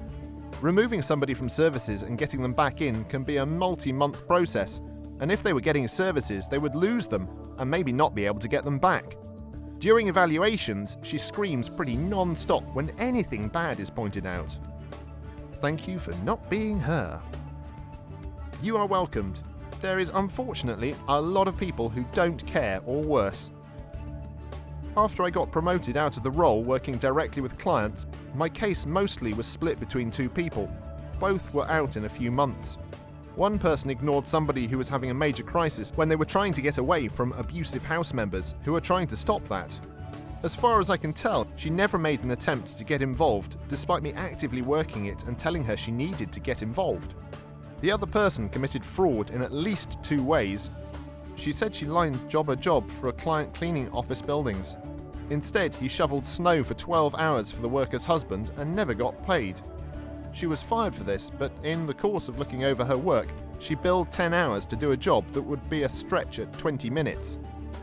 Lawyers, what's a law that isn't real, that normal people insist exists? In the UK, people often claim that if an item is listed for sale in a shop, then the shop legally has to sell it to you at that price. This is not true at all, as the shop doesn't have to sell you anything at any price. Often as a gesture of goodwill, shops will honour erroneous prices, but they're under absolutely no obligation to do so. Back when I had a goldfish, RIP Carl, I went to Pets at Home to buy him a bigger tank. It rang through at £0. Checkout girl raises an eyebrow. We share a laugh. She messes about with the system a bit more, but all she gets is £0, so she calls her supervisor. We wait a few minutes, a few more. The queue is building behind me.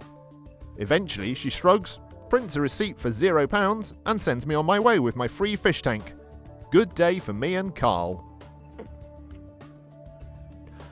I was at TJ Maxx, or similar, once, and found a bunch of jars of orange honey, clover honey, and the like for $1 a pop. Absolute steal. So I grab one and take it up front. It rang up for $1,000.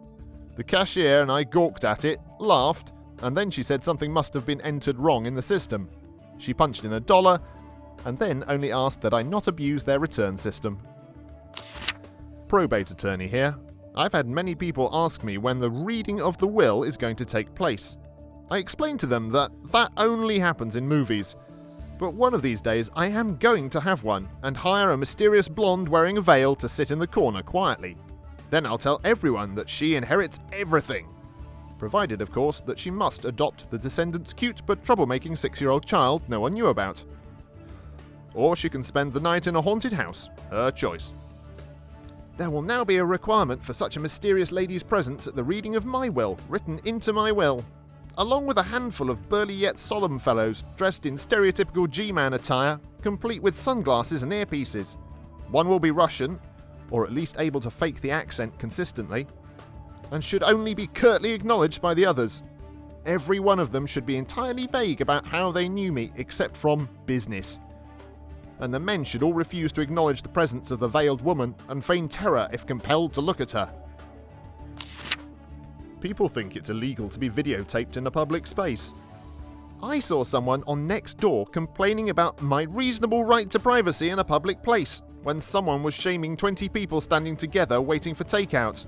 Sorry, but that's the opposite of how it works. If big-time celebrities can't stop paparazzi from following them and their family 24/7, I have no clue why ordinary people believe they have the right not to be caught on camera in public. Sovereign citizen stuff. I feel like enough folks have claimed to be sovereign citizens that it's become normal. But no, generally you can't declare yourself exempt from the laws in effect where you are. An arrest isn't magically invalidated if the police don't read you your rights on the spot.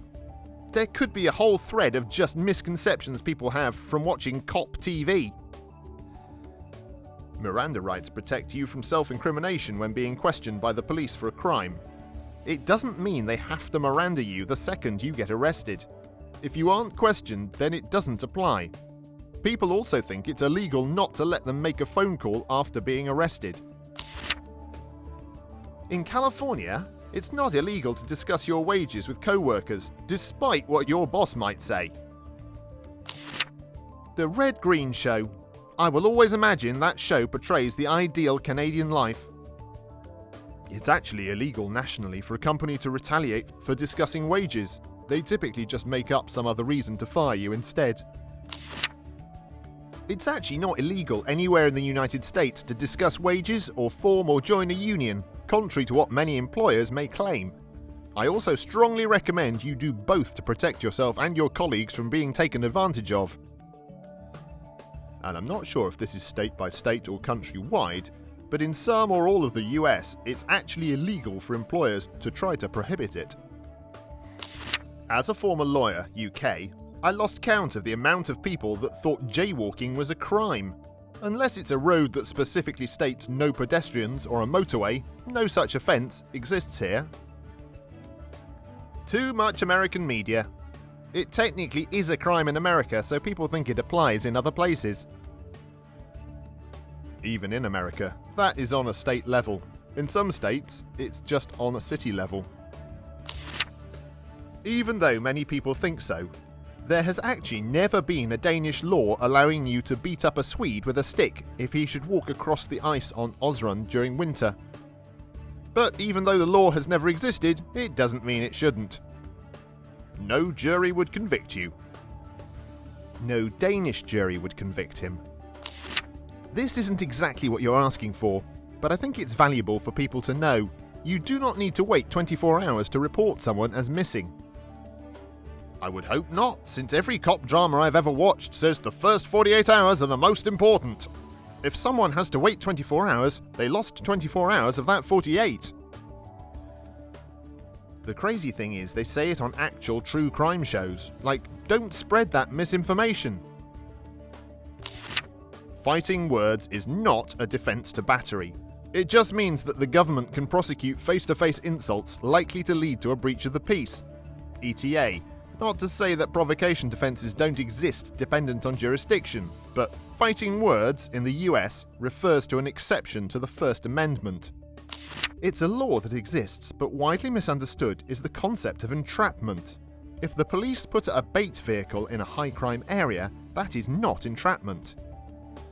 If the police are watching a bar known to overserve to see if there are impaired drivers at the end of the night, that is not entrapment. Entrapment only occurs when a government agent suggests committing a crime that you were not otherwise going to commit. In the UK, it's not illegal to park on someone else's driveway. It's classified as trespassing, a civil offence, not criminal, which means the police can't do anything. This particularly surprises people, as many think they have exclusive rights to the parking outside their house as well. You can go 10 over the speed limit. My dad thought this was true as he was new to the country and quickly found out by a speeding ticket that it was not. This comes from the margin of error of speed radars. They have a 5-mile margin of error normally, and thus people feel it's safe to go 5 over. If you're only going 5 over and get a ticket, you should contest it, and make sure to ask when the gun was last calibrated. Yeah, that's what my dad told me as well. He was ticketed in the 2000s, late 90s, but that was an isolated incident. South Florida drivers normally go 10 over, and the cops do so as well. As long as you're not holding up traffic or going blazing through the streets, you are fine. I'm no lawyer, but I don't feel like most of the villains in Scooby-Doo committed any actual crime. I don't think it's against the law to put on a mask and scare some trespassers on your own property. What if there's an abandoned gold mine underneath it?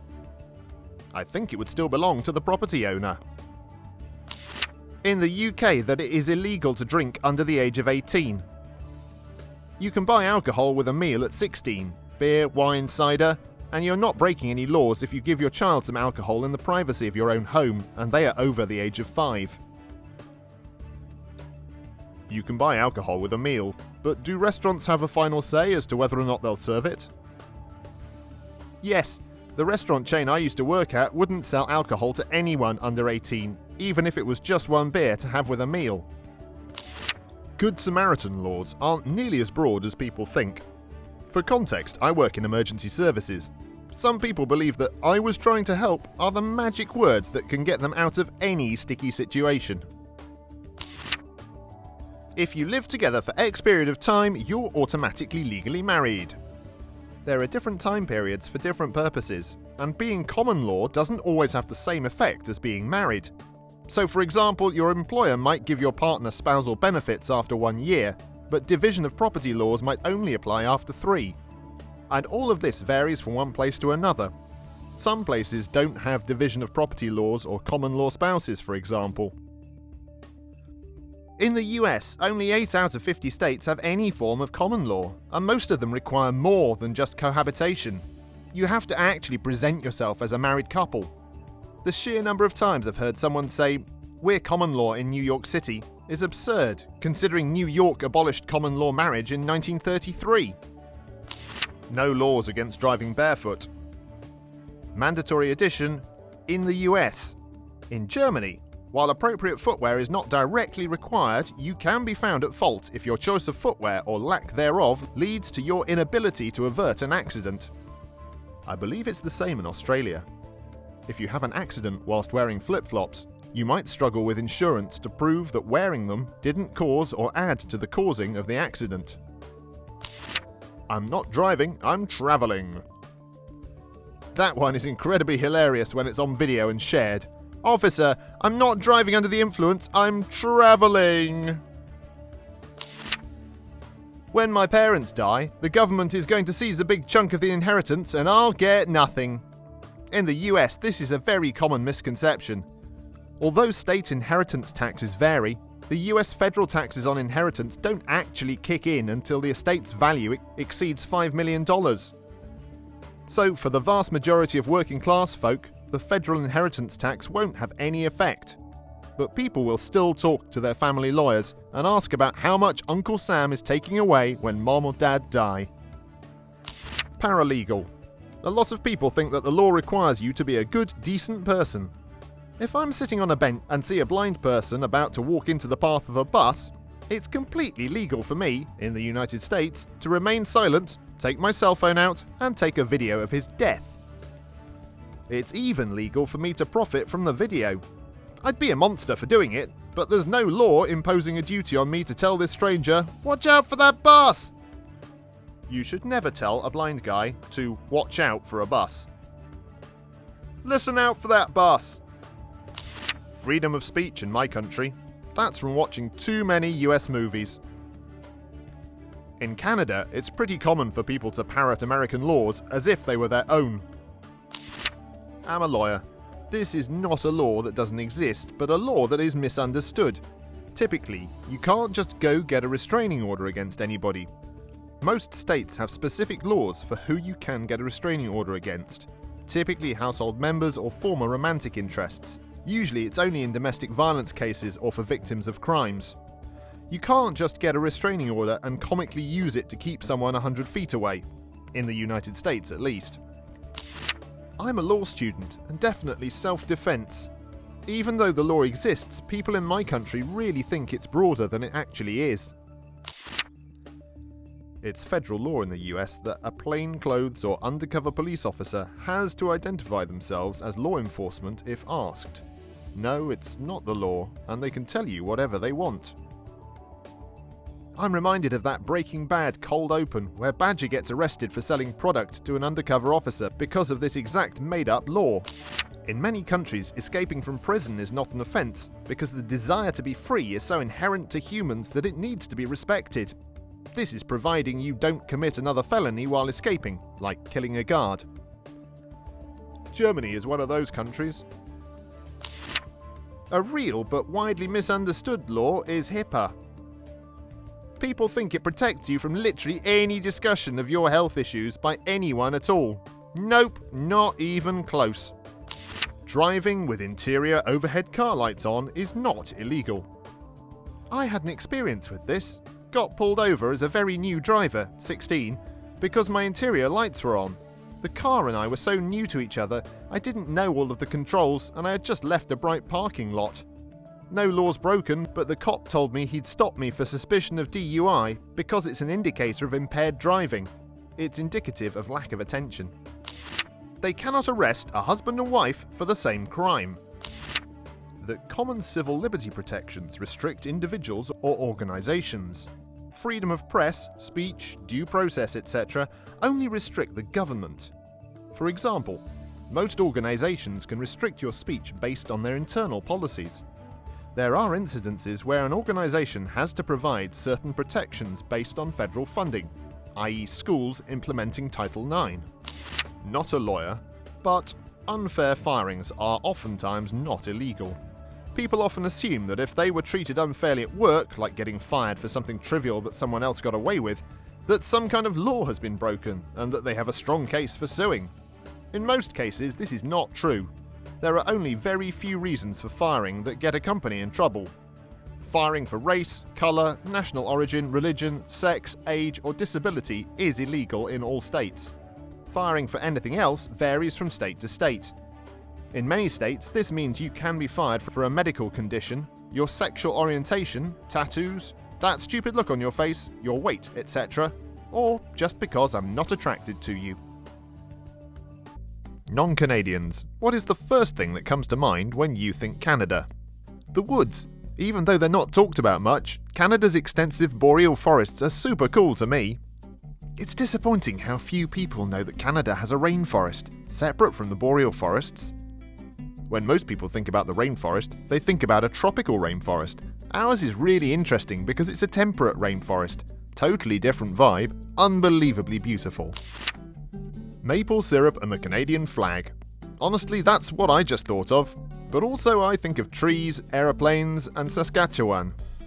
You have no idea how hard it is to insist to two toddlers that it's pronounced Z, when every single song, TV show, toy, etc. says Z. Definitely say that so casually I have to mentally think about not saying it. Apparently I do too. To the point Canadians have become excited, they think they found a fellow expat in the US. Nope, just a former Alaskan. Close enough, eh? First I picture the beautiful flag, the simplicity and the elegance which makes for a perfect flag. Then I picture the map, a huge country covered in unique and interesting nature. Then I picture the Mounties, dressed in their sophisticated red uniforms, gracefully riding their horses. Then I picture downtown Vancouver where I saw a hobo taking a piss in a hat. Stop, stop, stop, you're making me weep patriotic tears. The Red Green Show. I will always imagine that show portrays the ideal Canadian life. If the women don't find you handsome, they should at least find you handy. I'm a man, but I can change, if I have to, I guess. Maple syrup and mousse. Lay's once released that as a chip flavour. Maple mousse meat. Poutine! Ah, the old Canadian salad. Sure is something tasty to poutine your mouth. For anyone who is unaware, the French-Canadian pronunciation, close to poutine, makes this joke work so much better. Sorry, but Ryan Reynolds. And Ryan Gosling. Sigh. And Keanu Reeves. And Jim Carrey. I live about 45 minutes from Canada in Michigan. Hockey, poutine, and a 19-year-old drinking age for me. Rush. I went to the same high school as Neil Peart and the guys who created Trivial Pursuit. R.I.P. Neil Peart. Yes, January 7th, 2020. R.I.P. Neil Peart. He was one of the greatest percussionists known to man. How South Park portrays them. Blame Canada! With all their beady little eyes and flapping heads so full of lies. With their hockey hullabaloo and that Anne Murray too. I'm Australian. This is what I think of when I think Canada. Friendliness and politeness. The Canadian flag, maple trees, leaves, syrup, mountains, cold weather, poutine, speaking French, hockey. I always viewed Australia as like a cousin to Canada. Nah, you have to take Australia and New Zealand together and realise New Zealand is the Canada of that group, and Australia is the US. Same as Czech and Slovakia, or England and Scotland, Ireland. Ketchup potato burger. Okay, but they are delicious and my favourite flavour ever. Have you even had all dressed? Okay, honestly, they're like my third favourite. To me, probably heroism and loyalty. Canada played a very major role in liberating my country from German occupation in World War II, and every year during the 5th and 6th of May, we commemorate your bravery and sacrifice. So yeah, thank you, Canada. We love you too, Netherlands! Land of mini pancakes and the land of maple syrup. Such a wholesome friendship. Maple syrup. real maple syrup. The fact that fake maple syrup exists is unfathomable to me. It comes from fake plastic trees. Phil Hartman, Jim Carrey, Mike Myers, Dan Aykroyd, Will Arnott, Tommy Chong, John Candy. So funny dudes. Yeah, I know, I'm old. In addition, Martin Short, Ryan Reynolds, Matthew Perry, Michael J. Fox, Seth Rogen, Leslie Nielsen, Eugene Levy, Dan Levy, Russell Peters, Norm MacDonald, Michael Cera, Howie Mandel, Lorna Michaels, Rick Moranis, Jerry D, Colin Mockery, Nathan Fielder, Ron James, Jason Jones, Rich Little, Rick Mercer, Will Sasso, Alan Thicke, and the Kids in the Hall and the Trailer Park Boys. So yeah, definitely funny dudes. A Wonderful Life Without Pennies. When it first happened, I had a guy flip out and make me refund an entire order because I couldn't give him 2 pennies. He started ranting about sending a letter to Harper that we couldn't rob him. When it first happened, I was in Zeller's and the cashier spent 3 minutes politely explaining that I was 2 cents short and she wouldn't listen to a word I'd say otherwise. I have a lot of friends in Canada, so I think of them. This is so wholesome. Lake Louise. Proposed to my wife there. Trailer Park Boys. No joke. Nova Scotia smokes more weed per capita than any other province, and it makes a lot of sense once you watch that show. We gotta deal with living here somehow. Robin going to the mall in Him. Let's go to the mall. The colour green for some reason, and the leaf thing. Also, murderous geese who will someday develop teeth and destroy mankind. Once a year we have a ceremony and transfer all our rage and hatred into Canadian geese. Right this moment, Letterkenny. How are you now? Good and you? Not so bad. I'm surprised no one has mentioned Alex Trebek. He's a national treasure. Bob and Doug McKenzie. The fact that my ancestors were ejected from Canada by the British. I wish people who could prove Arcadian ancestry, Cajuns, could get a track to citizenship there. I fantasized about moving to Montreal as a teen. Arcadian. My partner is Arcadian French from Nova Scotia. The cultural difference between them and Quebecois is crazy. I'm Arcadian from Moncton. Both Arcadie and Quebec were 2 separate French colonies with almost no contact for hundreds of years. Most people don't understand how different the culture is. Snow. Lots of snow. If it's not cold, it's hot in Canada, or at least where I live. Mounted police. I know a Royal Canadian Mounted Police officer, and he said none of them ride horses, and 90% of them are never trained to ride horses, let alone do police work on a horse. I've seen a lot of police in Toronto riding huge police horses, but no Royal Canadian Mounted Police. Nice people. My SO, said Trudeau, and then smirked. For me, maple syrup. I didn't know what poutine was till I came here, and it's the best thing I've ever had, after Indian street food. We're here now, but we're not from here or from the same place, if you know what I mean. Smirked in a true daddy kind of way. That hair and that goatee. This is weird, but honestly, Degrassi Next Generation comes to mind. Drake being on that show playing Jimmy cracks me up. Plus Spinner is my fave character for sure. Love that guy. The Tragically Hip. Watched the long-time running Netflix doco last night and highly recommended it. Ain't nothing more Canadian than that. Canadian here. The most Canadian moment I've experienced is probably the night of the Hips' last concert, when it was broadcast live all across the country.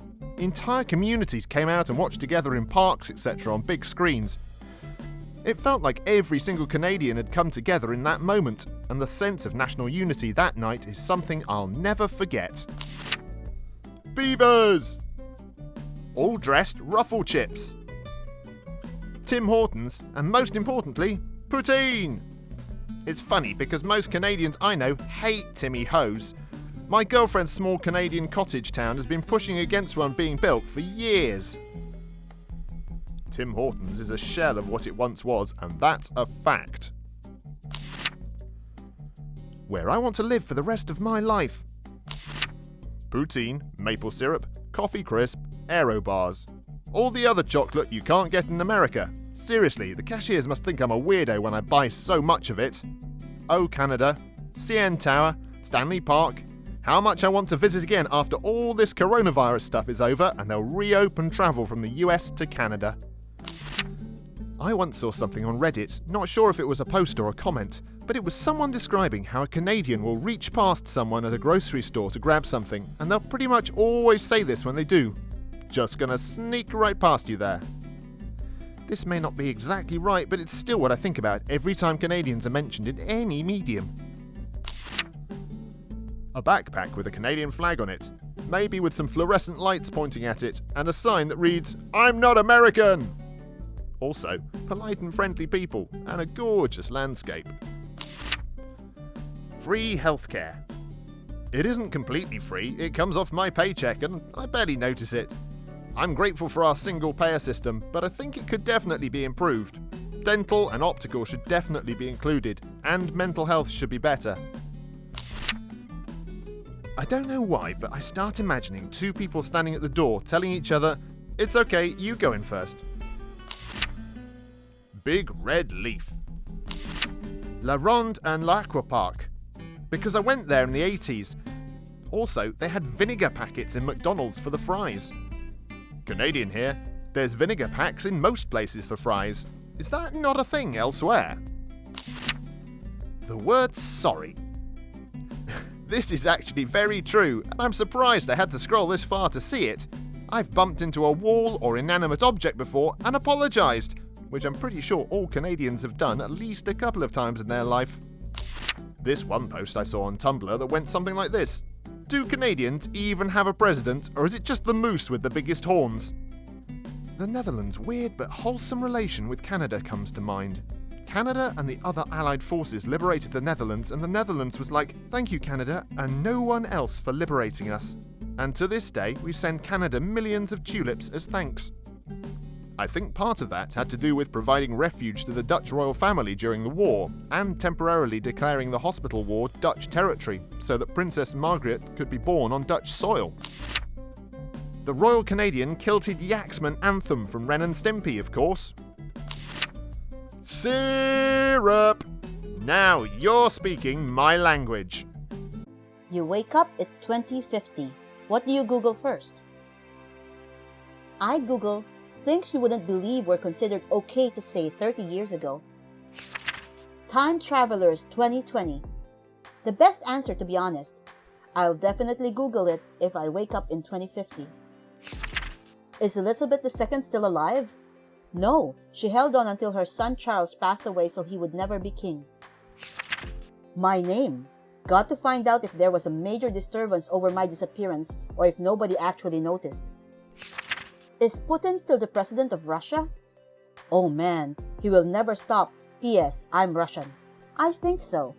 Putin also has the power to live eternally, just like Queen Elizabeth. Plot twist, Google doesn't exist anymore. Bing takes over after people use it jokingly on April Fools, but never stop. Mars colony.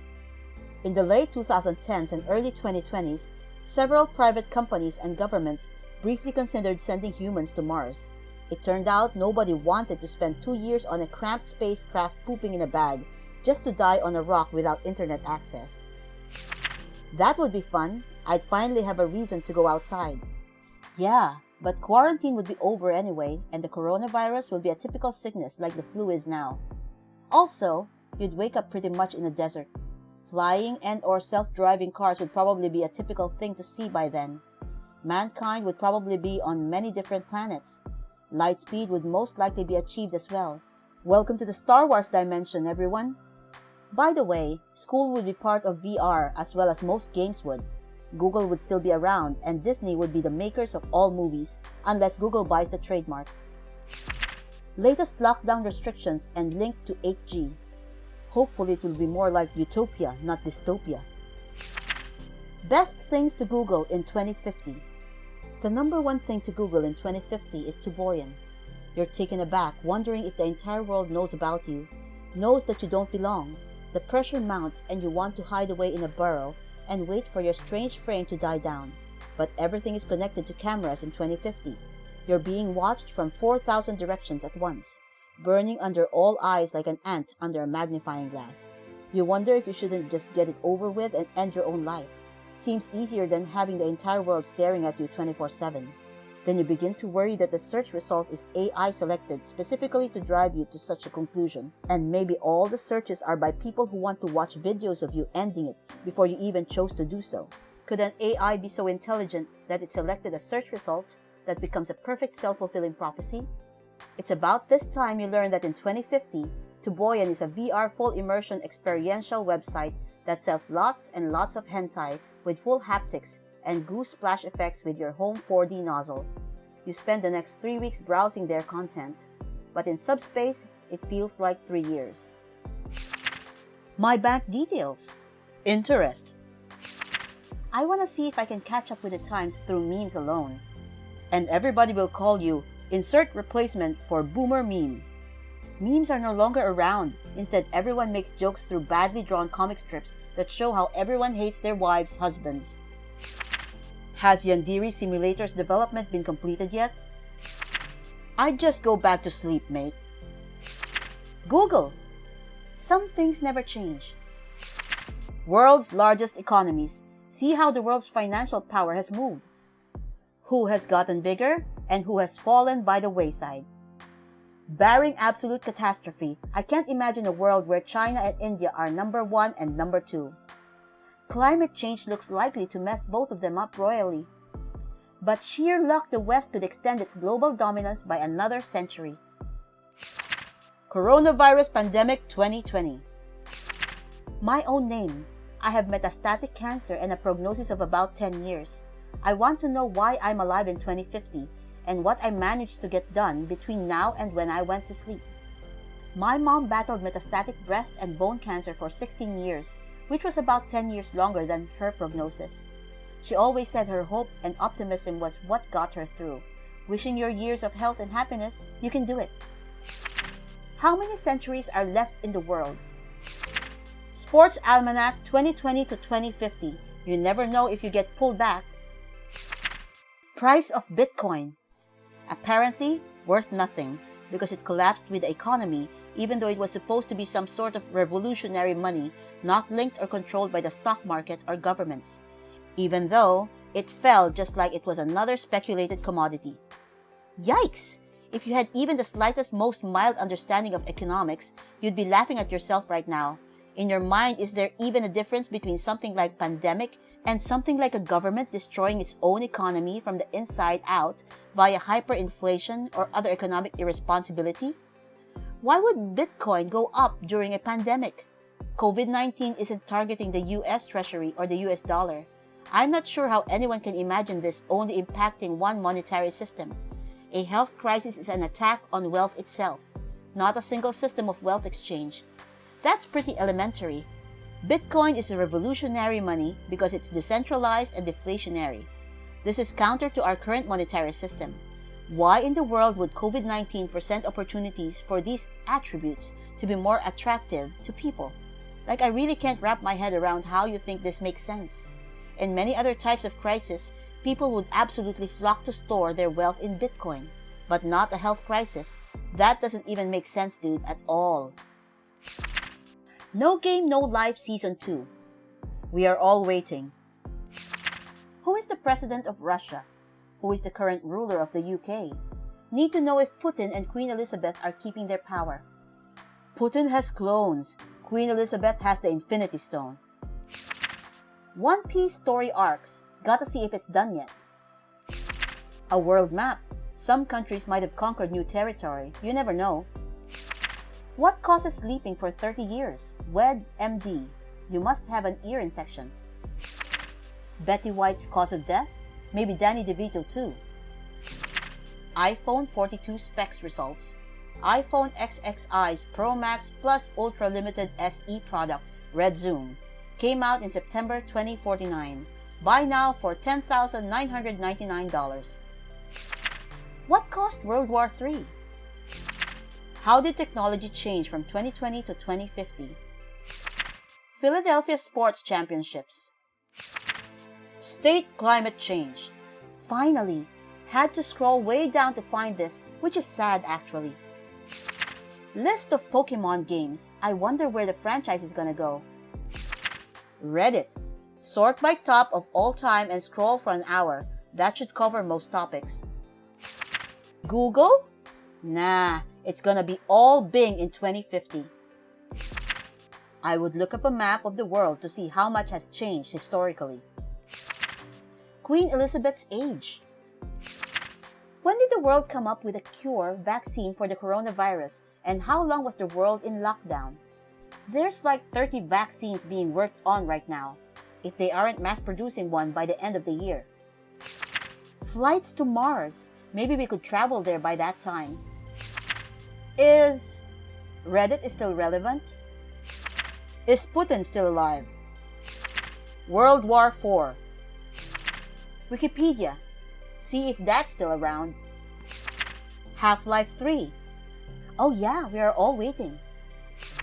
Has the internet speed gotten better or worse? Since population of people is increasing every day, the servers would probably be overwhelmed. List of all MCU Marvel Cinematic Universe movies I've missed. World map. Is Google still used as a term for an internet search in 2050? How is it possible to be asleep for 30 years? Some kind of tech, probably. I don't think I could Google anything. Just walk outside and see how everything looks. Good idea. COVID-19, because I would really want to know how all this played out. How long did the quarantine of 2020 last? Latest Eminem album. What does it mean when you went to sleep and it was 2020, Rona 2020, and you woke up next day in 2050? When you're tired and want to sleep. Coronavirus vaccine. Is sleeping for 30 years normal? What's the best Wi-Fi name you've seen? Used to live in a rough neighborhood with lots of addicts. Husband set ours to surveillance van number 1. The whole police mobile command names are getting dated now, but before those kinds of names were well known, that was pretty good. I live in a medical marijuana state, but when the law was first passed, the police were pissed about it, and still did everything they could to get people in trouble without getting into it too much. Pretty stuff like that. If you forgot to lock the door to the grow room when frantically running to the front door to answer the screaming SWAT team who's threatening to break it down, they'd say the law says it has to be locked, and it's not. So you're getting charged with full-on manufacturing and doing 2 years in prison, even though you have a license. Things like that. You, Bill Shuett. Anyway, right about that time was when people just started naming their Wi-Fi after government entities. And the neighbor naming theirs FBI surveillance truck made me lose more than a few nights' sleep before I figured it out. I'm probably one of the few people who ever fell for that. And boy, did it get me bad. Connecting. Mine is named Searching after reading one of these previous threads. My hotspot is loading. Knock 5 times for head. Apartment 507. I love San Francisco. I once renamed my Bluetooth Aucun Peripherique Trouvé, which translates to no device detected. Then 2 weeks later, spent 45 minutes cursing my phone for not being detectable. Then it hit me. I've played myself. Mine is Lon Solo, which is pretty great. My 2.4 is Lon Solo and my 5 is Lando Calrissian. Abraham Linksys.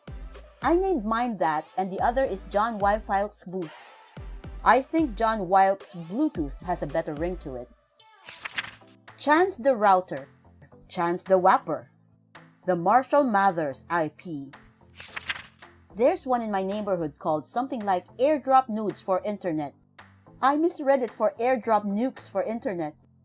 Lightning Strike Inbound. IP Egg on the First Date. It was an apartment complex, so there were a lot of weird ones, but that one made me exhale air from my nose more than the others. I was driving around Europe the summer of 2008, and the only way I had access to the internet was through internet cafes or connecting my laptop to random open Wi-Fis. One night, I parked in a somewhat secluded area to sleep, and so I grabbed my laptop and did a Wi-Fi search. Found one at it was named Sai nit here, meaning don't stay here or don't be here. Nope, really fast away from that spot. Hide your kids, hide your Wi-Fi. Mordor. It was password protected. One does not simply log into Mordor. Mine is toilet cam too. I live in a big apartment complex. I really hope it has caused some sleepless nights. A Wi-Fi has no name. A guest has no Wi-Fi. A girl has no Wi-Fi. I am under your bed and I look at you while you are asleep. I found one named Killer Clown in the dark while I was walking home at night, and since I had no 4G, I was looking if I could find an open Wi-Fi. Hours are set as we watch you shower and you look good naked. All of our neighbors kept their blinds shut or curtains drawn up until there was a tenant switch next door. This guy keeps all his blinds open in a complete power move. Dad, click here. Alternatively, Mom, this is the Wi-Fi.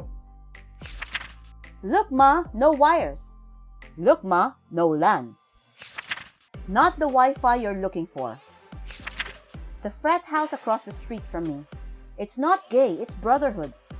Password, no homo. Minus panic at the Cisco. My neighbor completely ruined the ending of Infinity War for me. Since he was beginning to watch Game of Thrones and I was spiteful, I changed my Wi-Fi networks to Ned Stark Dies Season 1 and Jon Snow Dies Season 5.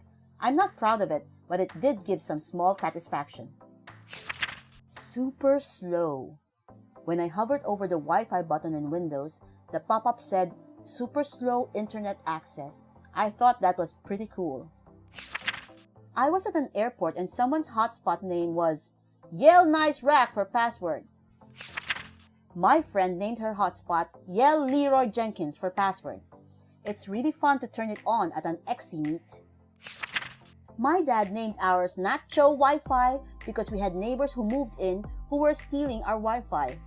They had kids our age and I was hanging out with one of them. When they said they had Wi-Fi, I said, oh wow! And they said, no one from the Wi-Fi company came by, but they still managed to get some from somewhere. He didn't know where. Turns out his parents were using our Wi-Fi and not telling them because they didn't want them telling us and us telling our parents. Us being me and my little brother. My dad said the Wi-Fi had been slower. I told him what the kids said and he immediately locked the Wi-Fi. We didn't know there wasn't a password set on it. So then came the dad joke Wi-Fi name. Nacho Wi-Fi. For those who don't get it, not your Wi-Fi. Nacho Wi-Fi. I went from a 4 karma to 1.0 karma because my dad is a practical jokester who had the opportunity to do a dad joke and did so amazingly. Thank you, Reddit. I once printed, secure your Wi-Fi on one of my neighbor's Wi-Fi enabled printers. He didn't think it was funny. Ours is the Knights Who Say Nigh. My family were staying in Philadelphia for a couple of days, and we're staying in an Airbnb apartment. One Wi-Fi said, I know apartment number is an illegal Airbnb. Others were just things like potato salad and random things. A few weeks back, I was staying in an Airbnb in Bangkok. The Wi-Fi name was Sexy Thigh, and the password was sex. Only an enlightened person will be able to guess how they came up with that name and password. I had 2 routers. 1, FBI surveillance vehicle. 2, Russian surveillance of FBI. Mine is Virus Distribution Center. A house on my street has once named Hagrid's Hut, and we passed the house once with one named Get Your Own Wi-Fi. LOL, my old neighborhood had Get Your Own Wi-Fi, homie. Mine is Aperture Science. I figure people who get it will chuckle, and those who don't will just think someone has a business out of their place. I generally pair it with naming one of my electronics GLaDOS too. Same. I have also used Black Mesa. No one in my neighborhood gets it, I'm sure, but I got bored of FBI van number 541. HTTP error 418. FBI surveillance van 2. My brother used this all the time. One day we were working with this guy who was known to all the co-workers as being a dealer. Well, one morning I got to work and he asked if anyone could turn on the hotspot because he didn't have data. My brother said sure. So he turns it on and this guy's face turns white. He hops in his car and doesn't show up the next day. So after a few unanswered calls and texts, he finally shows up at my house. He's freaking out saying the FBI is after him and that he showed up to work the other day. When we asked what he meant, he told us that they had their Wi-Fi named FBI Surveillance Van 2. I just about died laughing and it took him a long time to get over that. LOL. Wow, I came here to tell this exact same story. My husband used to name all the various family business Wi-Fi to this, and this same thing happened. Non-client saw it, got nervous, and deleted all her cookies and browser info. Family friend, so it's just a funny story now. I was walking by a house and the Wi-Fi was called, "Is this the Krusty Krab?" And being intrigued, I typed in, "No, this is Patrick," and I actually got in. Connecto Patronum. Password was mischief managed. A better SSID would be my router's map. Mine's routers of Rohan. Stole it from an old roommate. It hurts when I pee. It hurts when I pee. FBI van or mortii matii. An insult in Romanian translating literally to your mother's dead. Not the name, but my password is, "It's on the fridge." So when people ask me for the password, I tell them it's on the fridge and watch them fumble around the kitchen confused for a minute. Martin Router King. One does not simply connect to my Wi-Fi. My old neighbor, who is, as you might imagine, didn't let me use their Wi-Fi, so I had to take out my own contract. I've set mine once to Tatooine. A new neighbor moved in. A week later, his Wi-Fi was called, "This isn't the Wi-Fi you're looking for." We're still friends to this day. Hack me if you can. The day after became challenge accepted. Was observazyjny, CBSP. This means a observation truck of Police Central Bureau of Investigation. I like this. I've seen a few FBI surveillance van connections over the year, and I don't even live in the USA. I'm happy you took the time to localize it. Can I post my own? My 70-year-old retired neighbor, who's become a good friend, is always cackling about something in his driveway while he tinkers with his motorcycles. So for a while, our Wi-Fi was, "Colt, we can hear you laughing." He never noticed. Someone in my neighborhood named their Wi-Fi 5G Tower 200%, and the local Karen called the cops. Mine is 5G Tower number 69, status CVD19, on. What's the best Wi-Fi name you've seen? Crack Shack, which wasn't exactly creative, but we later found out that the owners were arrested for selling drugs. Easy way to tell customers how to get there. Just drive up 5th until your phone sees the Crack Shack Wi-Fi. You'll know which house it is. That's actually smart. My brother set his mobile hotspot to hot singles in your area, and I'm never gonna get over it. Missed an opportunity for hot signals in your area. Mine has been 8Hz 1 IP for a very long time now. People still don't get it. Subtle sometimes goes over a lot of people's heads. Rebellious Amish family. I scrolled down far and it was worth it for this comment. 100% worth it. I install internet etc. for a living. Best one I ever came up with was the Delta Phi sorority. Delta Wi-Fi. They loved it. My frat's Wi-Fi was called Lambda Chi Alpha. I'm sure you can guess which one that was. My dad's a huge fan of The Matrix and calls every router we've ever had the Nebuchadnezzar. Or he really wants a 15-liter bottle of wine, cosplays as Babylonian king. Well, that could apply also to fans of the Babylonian civilization. I had a roommate that named ours Batlan and Login. I always thought that was clever. When I had an apartment with my buddy, ours was Nana Nana Batlan. LOL. For the longest time, I had my phone's hotspot name as Police Surveillance Tricycle. Turns out, it's a good way to get some people paranoid and have others amused over the whole thing when having it active during classes. I would use FBI Surveillance Van number 4.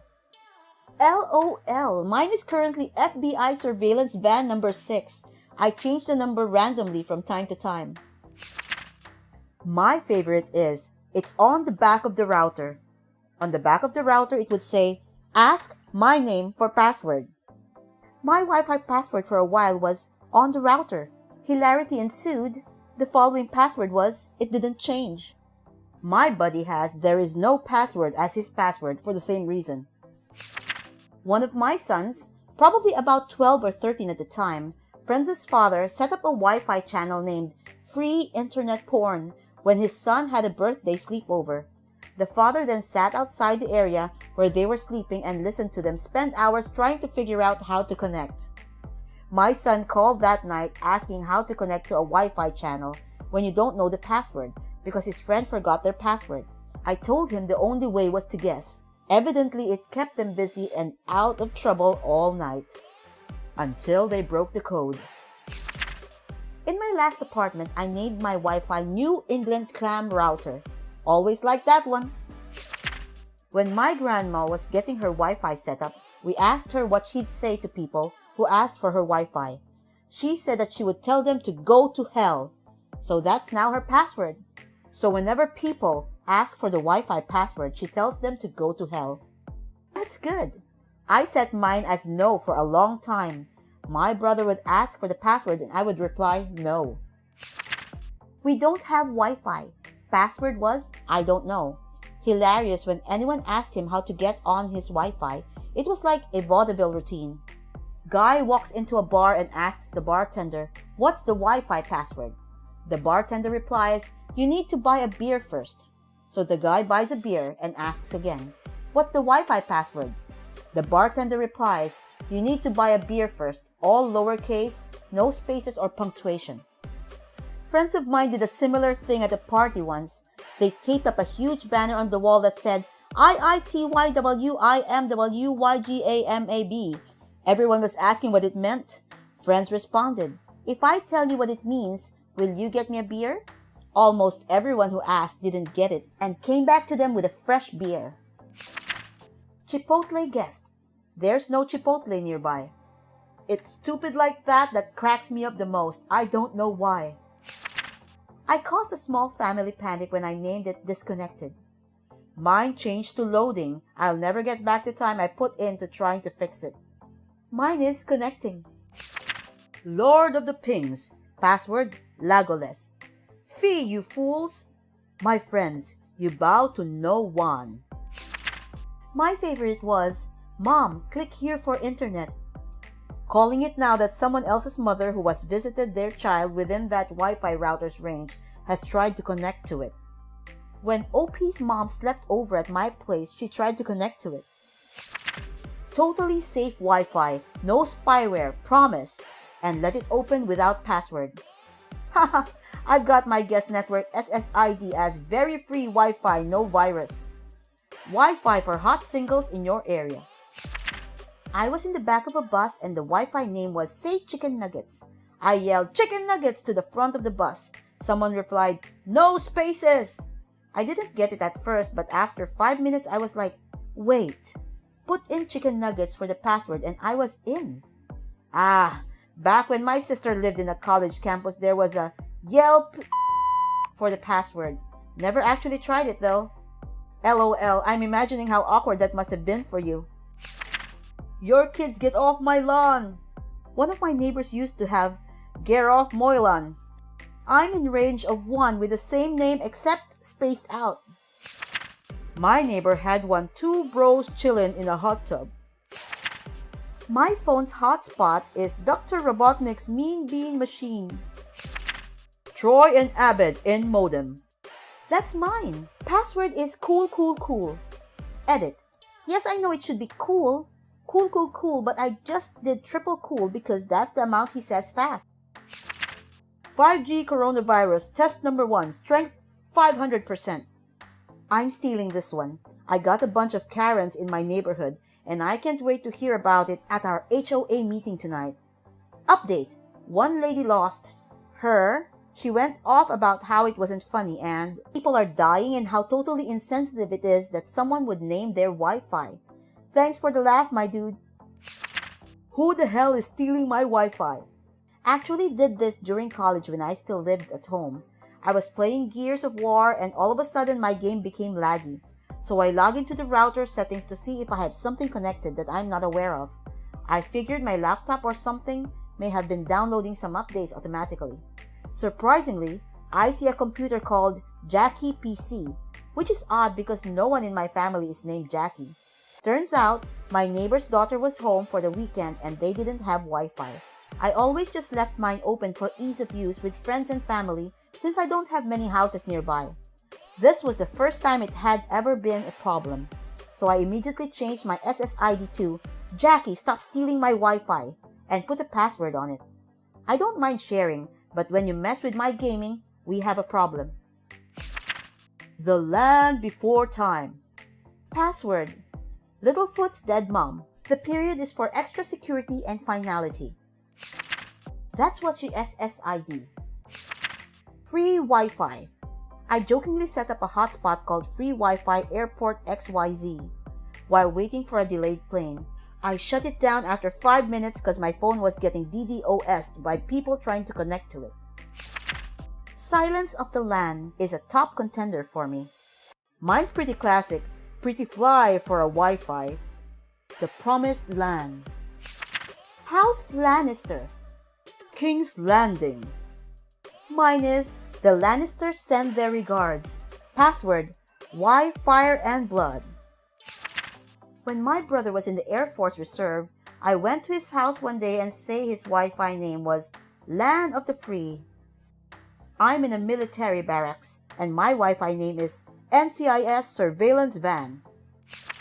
Mine was I Am Ironland for a while. Is this the Krusty Krab? The password was No, this is Patrick. Tell my Wi-Fi love her. I kinda wish the person responsible for that router updated the name regularly to fill everyone else in on how the relationship was going. Tell my Wi-Fi need more space. Tell my Wi-Fi want another kid but only if she's okay with it. Tell my Wi-Fi want a divorce. The Promised Land. Benjamin Franklin and Vladimir Roughton. Abraham Links's. My neighbors in college and had one called Uncle Touchy's Puzzle Basement. The best Wi-Fi name that I found led me on an elaborate adventure. It was called Help, Girl Kidnapped, Floor 9, Apartment 30C. On the door of that apartment was a post-it note that instructed me to go into the basement where there was a stash of free marshmallows, grabbed enough to add into a cup of white hot chocolate. Girl Gone Wireless. This is what I suggested for my Wi-Fi with my roommates. We settled on 2 girls and 1 gig. Fire Nation, because my folks are always fighting. Connecto Patronum. Nice. Mine is Azio Internet with the password Alohomora. Nice. Mine is Wi-Fi Guardian Leviosa. I am Kevin Mitnick, the world's most famous hacker. AMA. AMA. In the mid-90s, I was the world's most wanted hacker for hacking into 40 major corporations just for the challenge. I'm now an author and security consultant to Fortune 500 and governments worldwide, performing penetration testing services for the world's largest companies. I am also the Chief Hacking Officer to KnowBe4, a company that develops software to train employees to make smarter security decisions. Ask me anything. Can you hack my wife's text so I can find out if she's cheating on me with Brett? Brett already paid me to keep quiet. Kevin, just completed some of your training from KnowBe4 for work. I have my completion certificate hanging on my wall, but could we maybe get it in a font that's not Comic Sans? I'll tell you what. Get your certificate over to KnowBe4 with a copy of this thread, and I'll make sure that I sign it personally. What was the most sensitive, surprising information you found out? That federal judge in North California had an intercept on his line. I would check to see if any of my friends had a tap on their lines and stumbled upon the fact that a judge had one on his line. I just want to thank you for your business card. Sadly, I locked myself out of my house one day and had to take it apart in order to use the picks to break in. In short, You helped me break into a house and got me laid. Where can I get more of your cards? Wow, I better raise the price of my cards. Can you use Visual Basic to create a GUI interface to track the killer's IP? No need. It's already been done. Fun fact, when I had my role on the show Alias, I was still on probation, not allowed to use a computer. For my scene with a computer, I had a prop computer with a monitor that was being operated remotely to follow my actions. What would you say to teens that are into hacking? Are the consequences now worse than when you were freaking? What project should they channel their energy to?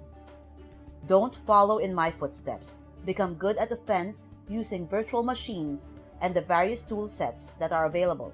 Learn about development and network administration to get your fundamentals before going directly into security. The consequences are certainly more severe and likely will only get worse. This is because of the rise in publicity of hacking with public events such as the Russian hacking during the recent election and news around Edward Snowden. What you're seeing in the making is a war on hacking to replace the war on drugs. Hey Kevin, thanks for the AMA. What motivated you to go into hacking and what tools did you start with? What motivated me to get into hacking was because I was involved in phone phreaking and used to pull pranks on my friends. I wanted more control of the systems involved, and one thing led to another. My first tool was a telephone. After that was a VT100 terminal and a Hayes 300-volt modem. Remember, I started in 1978. What was the most memorable or impressive item of the Free Kevin campaign that you recall seeing? While I was in a federal detention center in LA, I could look out the very small window and was able to see an airplane with a Free Kevin banner flying around. Hi Kevin, big fan. If you had never been exposed to computers when you were younger, what direction do you think your life would have taken? What would be your job today? I would probably be competing against David Copperfield as a magician because I love magic. Kevin, for people thinking of getting into the security industry, what particular skills do you see being the most valuable now and the most valuable in 10 years? In other words, of which types of current emerging tracks or concepts will tomorrow's InfoSec managers be skilled practitioners? Right now, it depends on what area of security. For me, I'm always looking to hire expert pen testers. I look for people with skills set in physical, technical, wireless areas. What's hard to find today are those that have the skills to find bugs in web apps. 10 years? I need my crystal ball because I have no idea. I would say that one needs to constantly and vigilantly keep up to date with what is going on both sides of the fence. It's a matter of keeping aware of the landscape as it evolves. 10 years in this industry is 100 years in any other industry. What did we have to watch for 10 years ago? What are your thoughts on Fortran program language? Is it good? Is it dead? My university is insisting that I have to learn how to program in Fortran, so here I am asking this. Funny thing you would ask, the very first program I wrote was in Fortran. It simulated the login process of my teacher's computer, and I used that to fizz his login credentials. I never did Hello World. I got my teacher's password as my first project. C and Python make more sense, but if the university says you need it, well, you probably should learn it, but certainly don't stop there. Hey Kevin, big fan. What do you think your biggest accomplishment is both legal and illegal? Also, did you have any thoughts of harming anyone, including yourself, when the FBI was coming? My biggest accomplishment was turning my life around. Lemons to lemonade. I'm able to take all my skills and use them to improve security.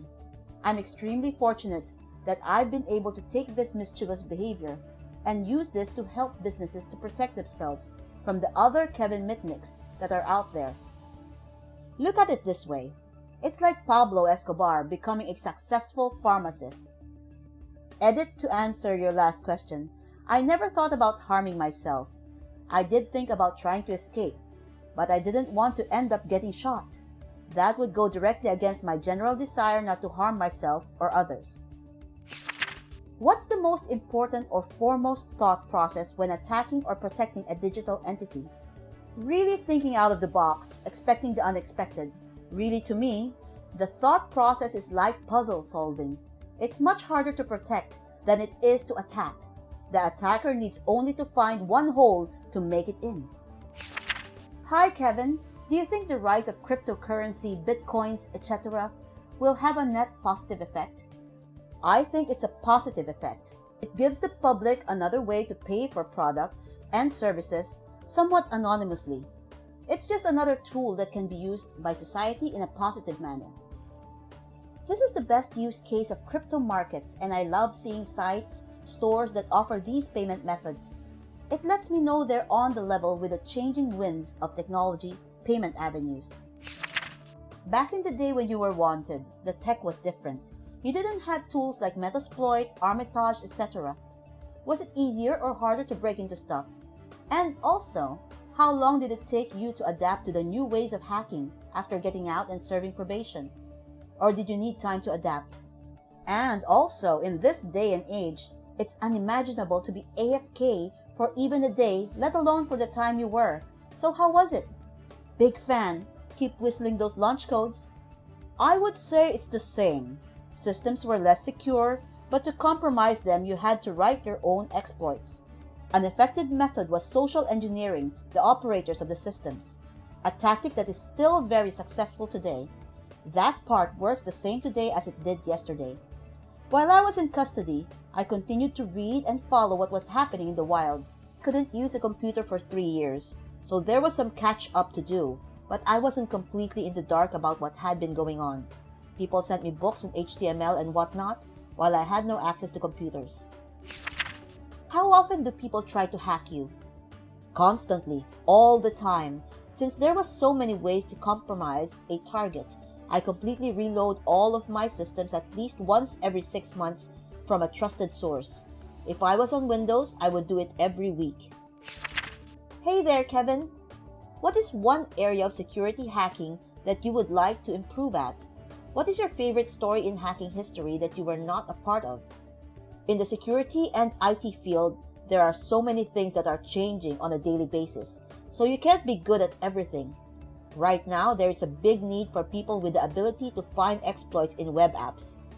An interesting bit of data is that when my company does engagements, I still involve myself because I really enjoy the hacking process. I have many favorite stories, but I really enjoyed Kevin Paulson's attack on Pacific Bell. I was very impressed by his bravado and how he would physically go into facilities. I would have liked to have met him early on in my hacking career when I was hacking the phone companies, as that was my true love back in the 90s. Hi Kevin, do you think overall computer security is getting better as we devise ways to make things more secure? Or is the growing number of tech-illiterate people, or even techie people who just can't be bothered to keep to good security practices, offsetting the gains we are making? It's really hard to find skilled security people. We really need to help develop people's skills in security testing. Testing security is an important step that needs to be taken. Recommendation on a laptop? And what do you use and why? I could tell you, but I would have to kill you. Are you trying to do reconnaissance on me? I will say I like OS X and I like the aesthetics of the Apple hardware. I'll use VM for my Windows systems. I do use Linux, and I typically go with Debian or Ubuntu. What is your favorite tool? What tool blew your mind the first time you saw it? Burp Proxy Pro is really a great tool.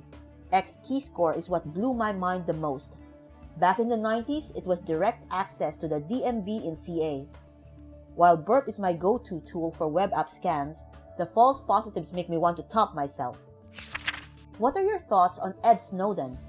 My position is that Ed is a whistleblower, not a traitor. I was happy when he revealed that the US government was breaking the law by spying on our citizens. That was an illegal activity and needed to be revealed. It's my position that Ed shouldn't have revealed our operations related to the monitoring of foreign entities. That's what the NSA is expected to as part of their mission, just like foreign entities do with us. That's the spy game.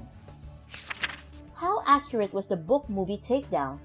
I would say the book was 90% false and defamatory. The movie was 99%.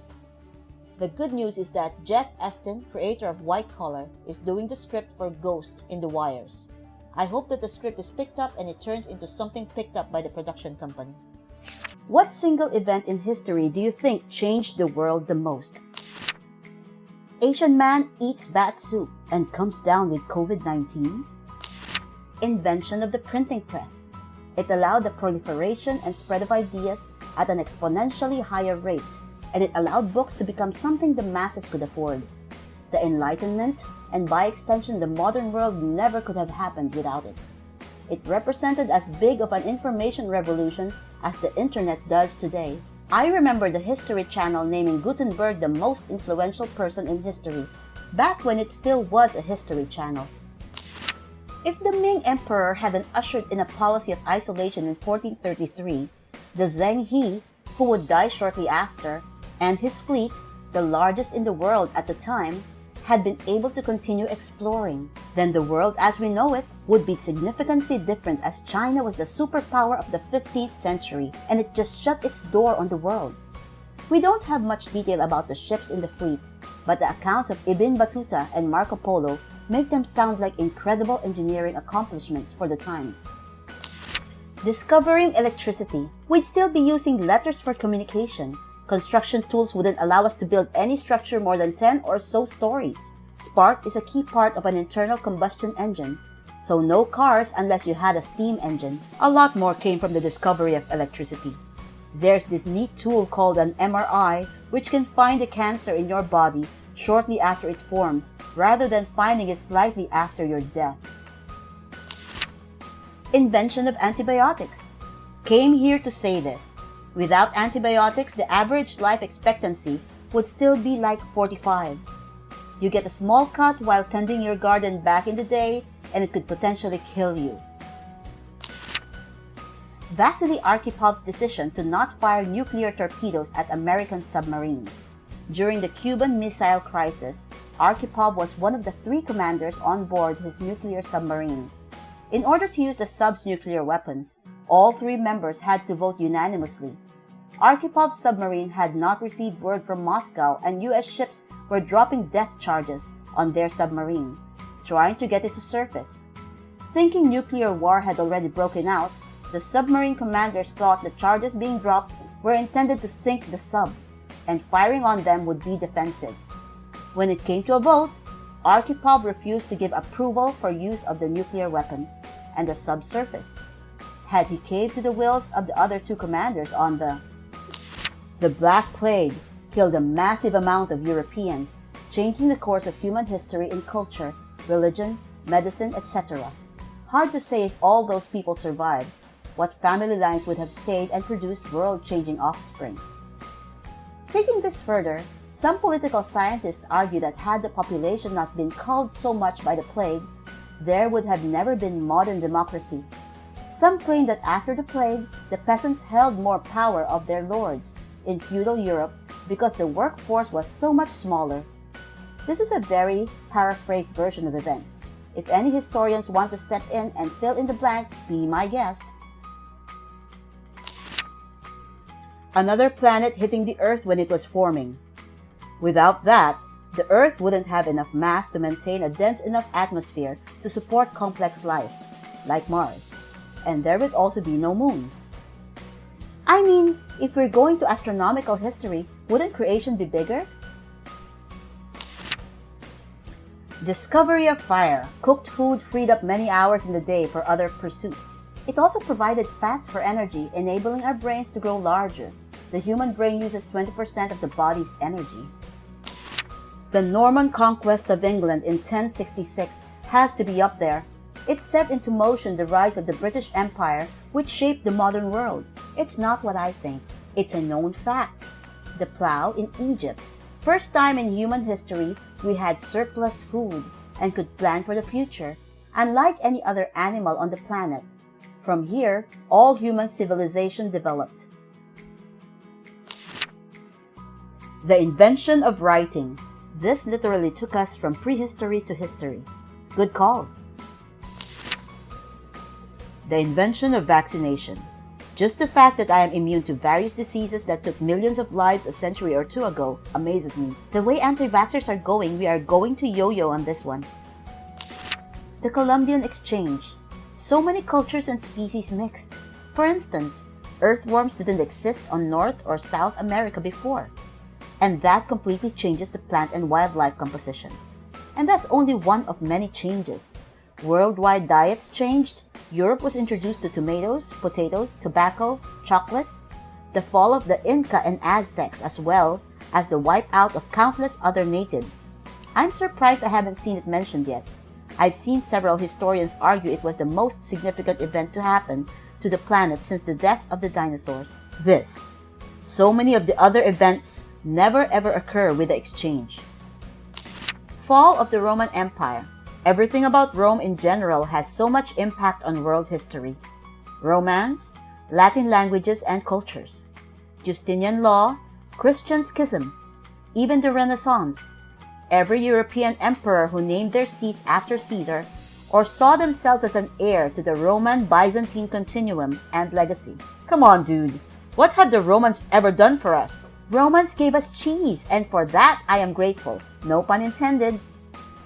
It might not be the biggest one, but the invention of the Haber process for nitrogen fixation is definitely up there. It's what allowed the production of artificial fertilizers on an industrial scale, which was a huge contributor to the massive spike in world population in the 20th century. Quite literally, billions of us would starve if it suddenly disappeared today. I think it's yet to be determined, but here are some highlights and lowlights. Invention of the printing press, invention of agriculture, Black Plague, atomic bombs dropped in Japan, discovery of antiseptic techniques, antibiotics.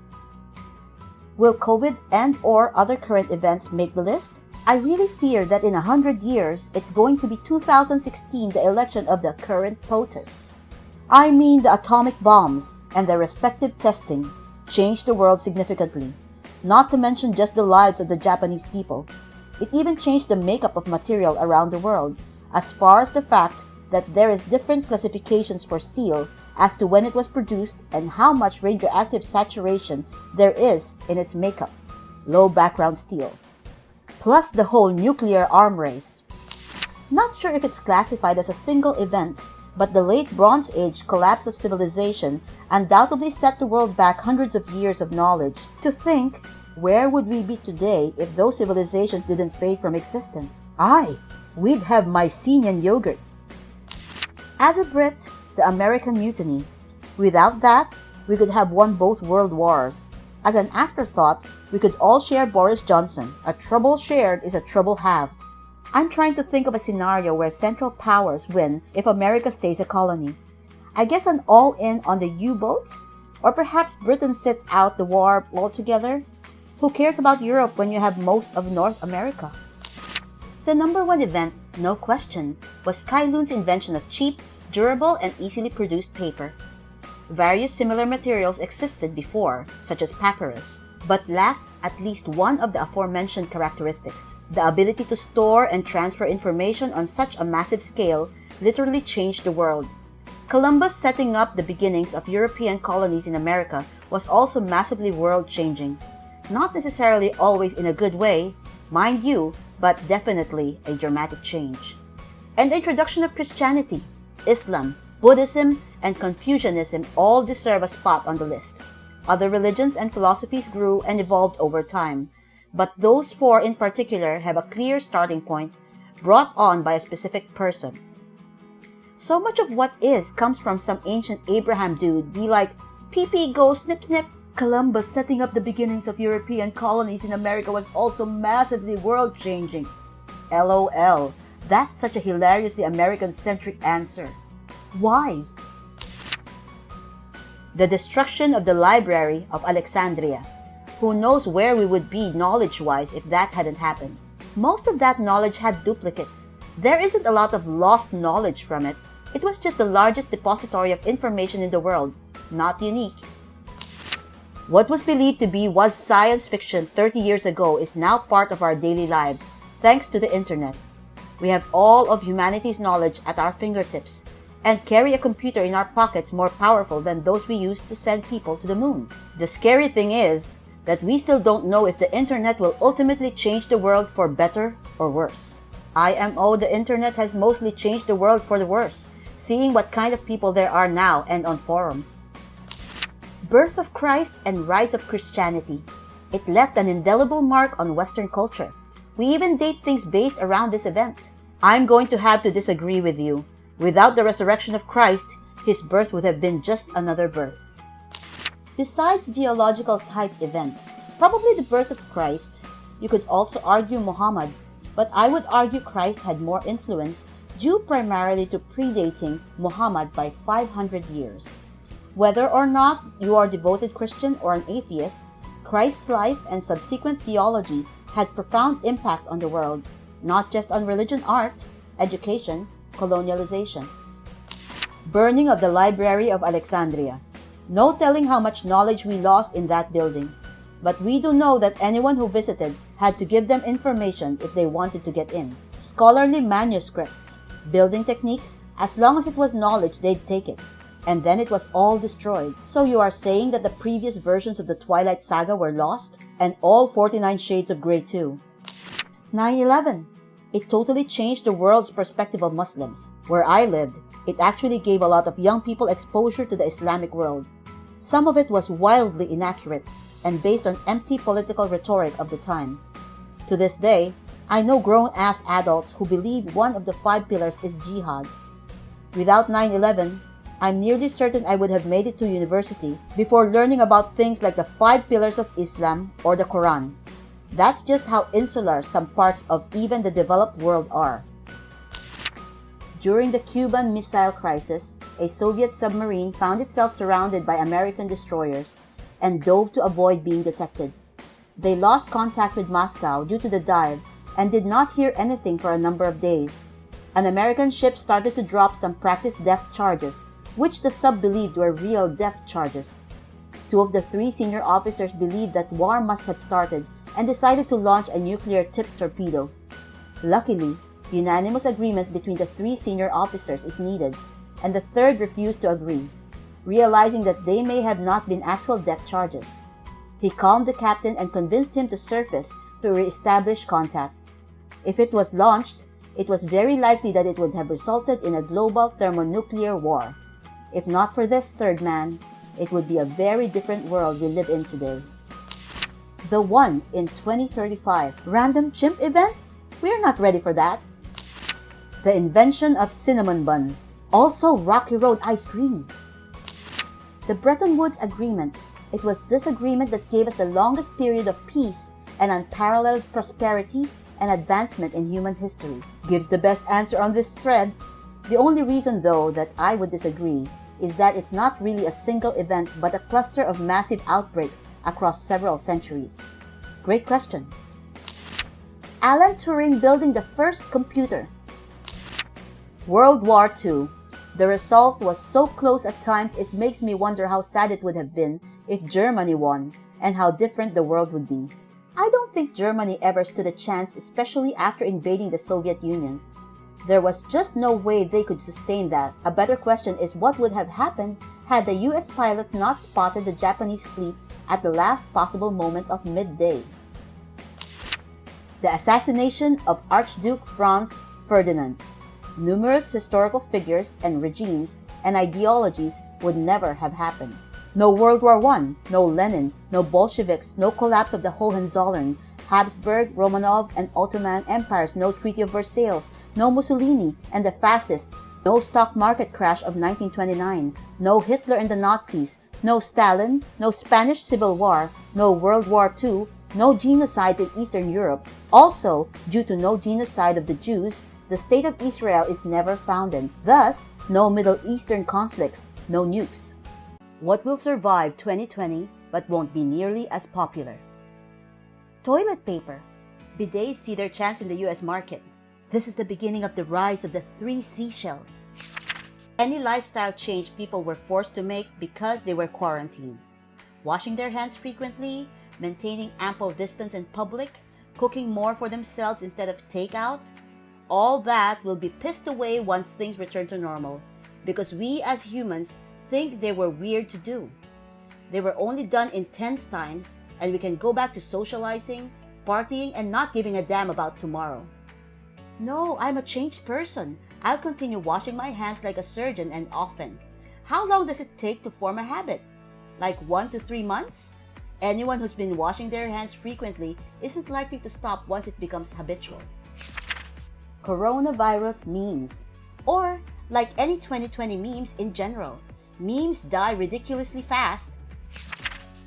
The real answer is anti-vaxxers. You have an overly optimistic view of irrational people, I think. The prank YouTube channels. We can only hope. Corona prank gone wrong, gone sexual. To be fair though, there's a couple of good-natured prank videos on that site that were absolutely hilarious. Like the drive-thru skeleton pranks by Magic of Rahat. For most people, it's washing your hands. Unfortunately, I think you're right.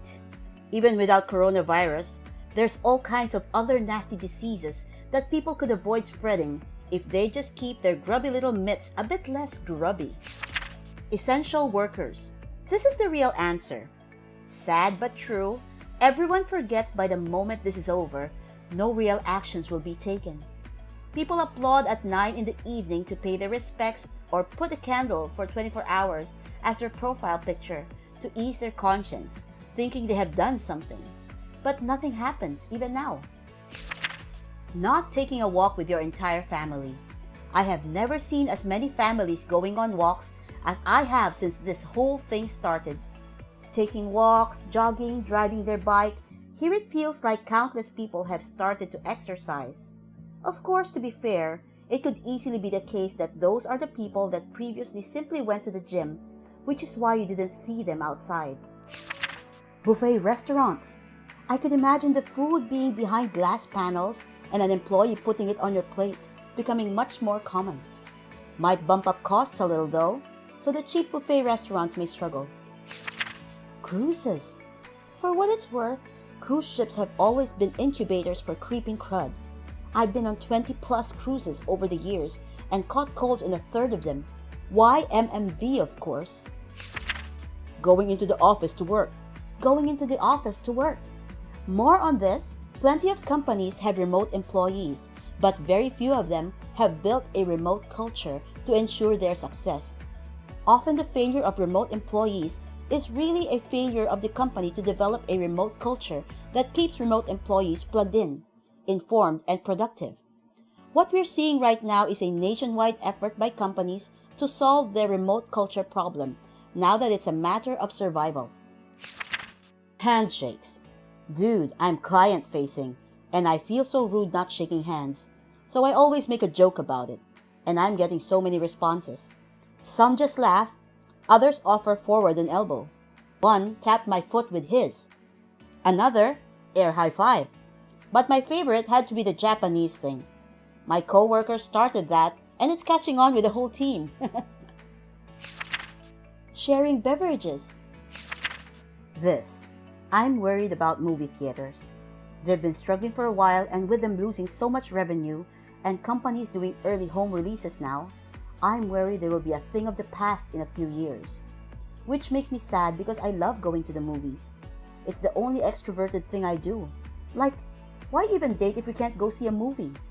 The Supreme Court overturned an old law recently, what means movie studios can now buy their own theaters. Once all the independent theaters die during this, Disney and Universal are going to make their own, and then they can do whatever they want. Coughing. Coughing is going to be frowned upon for a very long time. Not sure coughing was very popular. GameStop. I doubt it'll survive. Maybe the stores might get bought out by someone else with a name kept, but the current GameStop as we know it, it is done. Businesses, large and small, that took actions the internet population deemed wrong during COVID. I won't get into. No need. Coronavirus. I'm not joking. LOL. It'll survive 2020, but not killing as many people makes it less popular. Yeah, to be fair, not every coronavirus is this coronavirus. There are many of them flying around for a long time before this happened. Air travel. The more companies see how much they can do with virtual meetings and such, the more they can decide that this can be a huge money saver when things get better. I get this, and I think it'll be true in some cases. However, I think in the majority of cases, this will just highlight the limitations of remote meetings for many people. Makeup. I don't know that I'm going to go back to clogging my skin with foundation after going so long without. Home time. Celebrities. This crisis has shown the world just how insignificant most of them are. I can't get over that Imagine music video. Thing is, at least with Gal Gadot anyway, I can see that for a lot of people, their involvement might actually have been carried out with the best of intentions.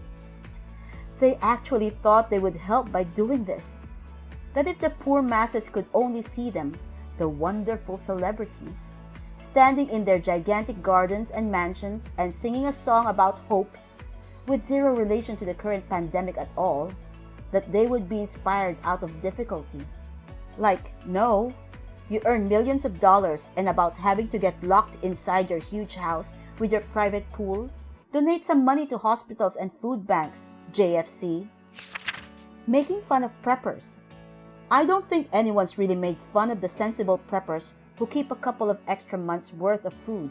It's the nutcases with a SWAT arsenal, a custom fallout shelter, and years' worth of supplies.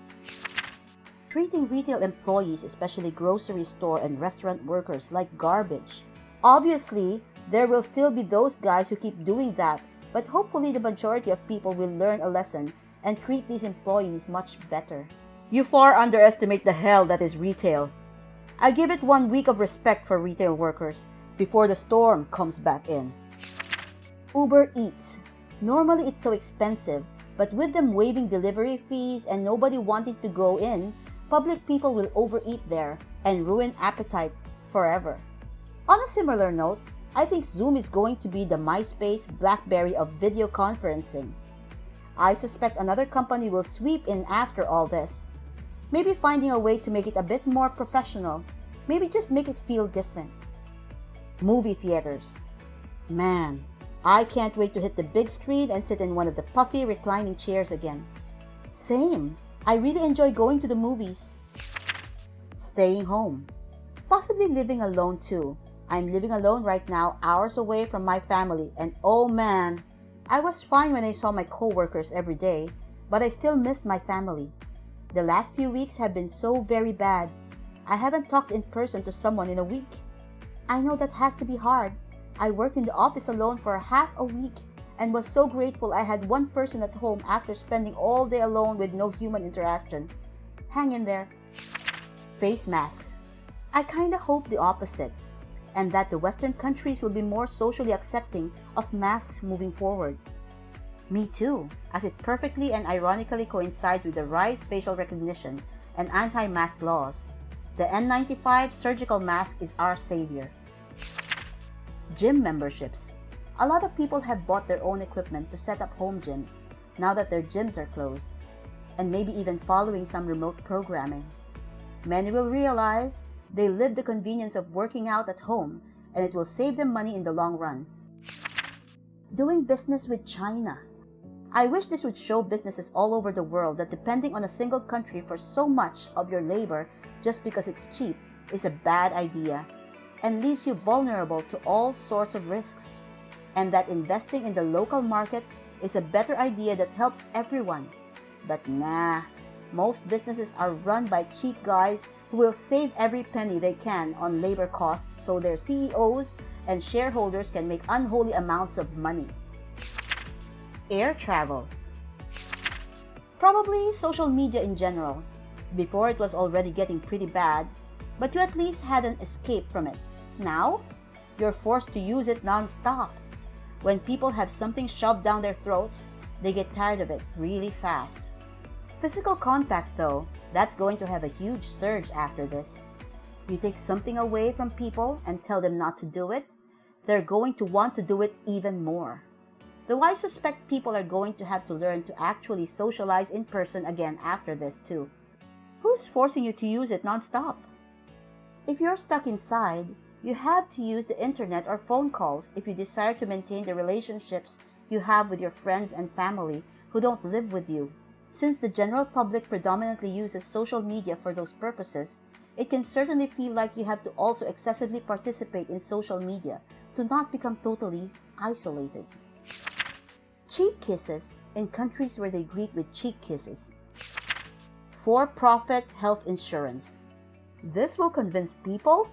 You're very hopeful for the future of America. High fives. Letting someone taste your beer in a group of pals. Comfort in your 401k. Comfort in your 401k. Depends on your age. Younger working people shouldn't worry. The market will correct and survive.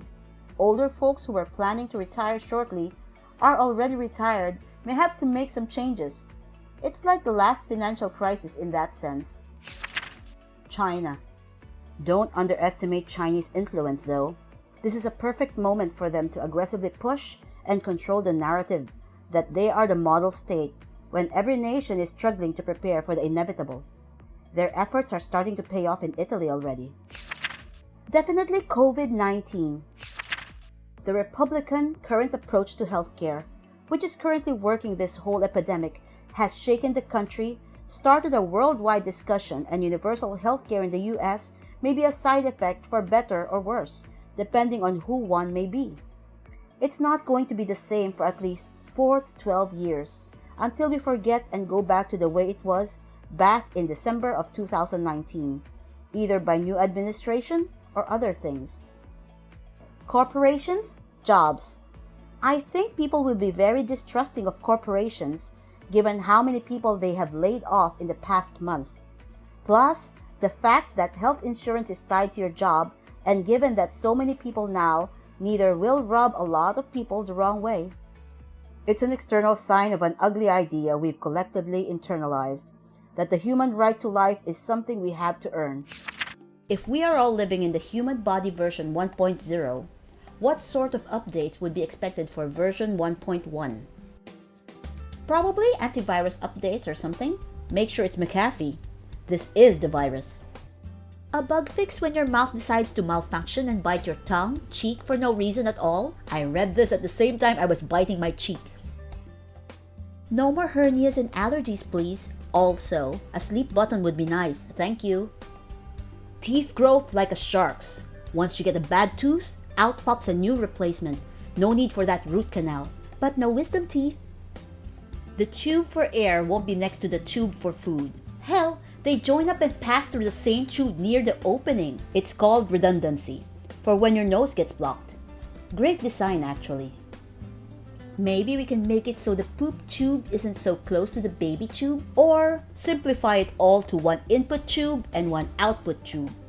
3 tubes: baby tube, pleasure tube, poop tube.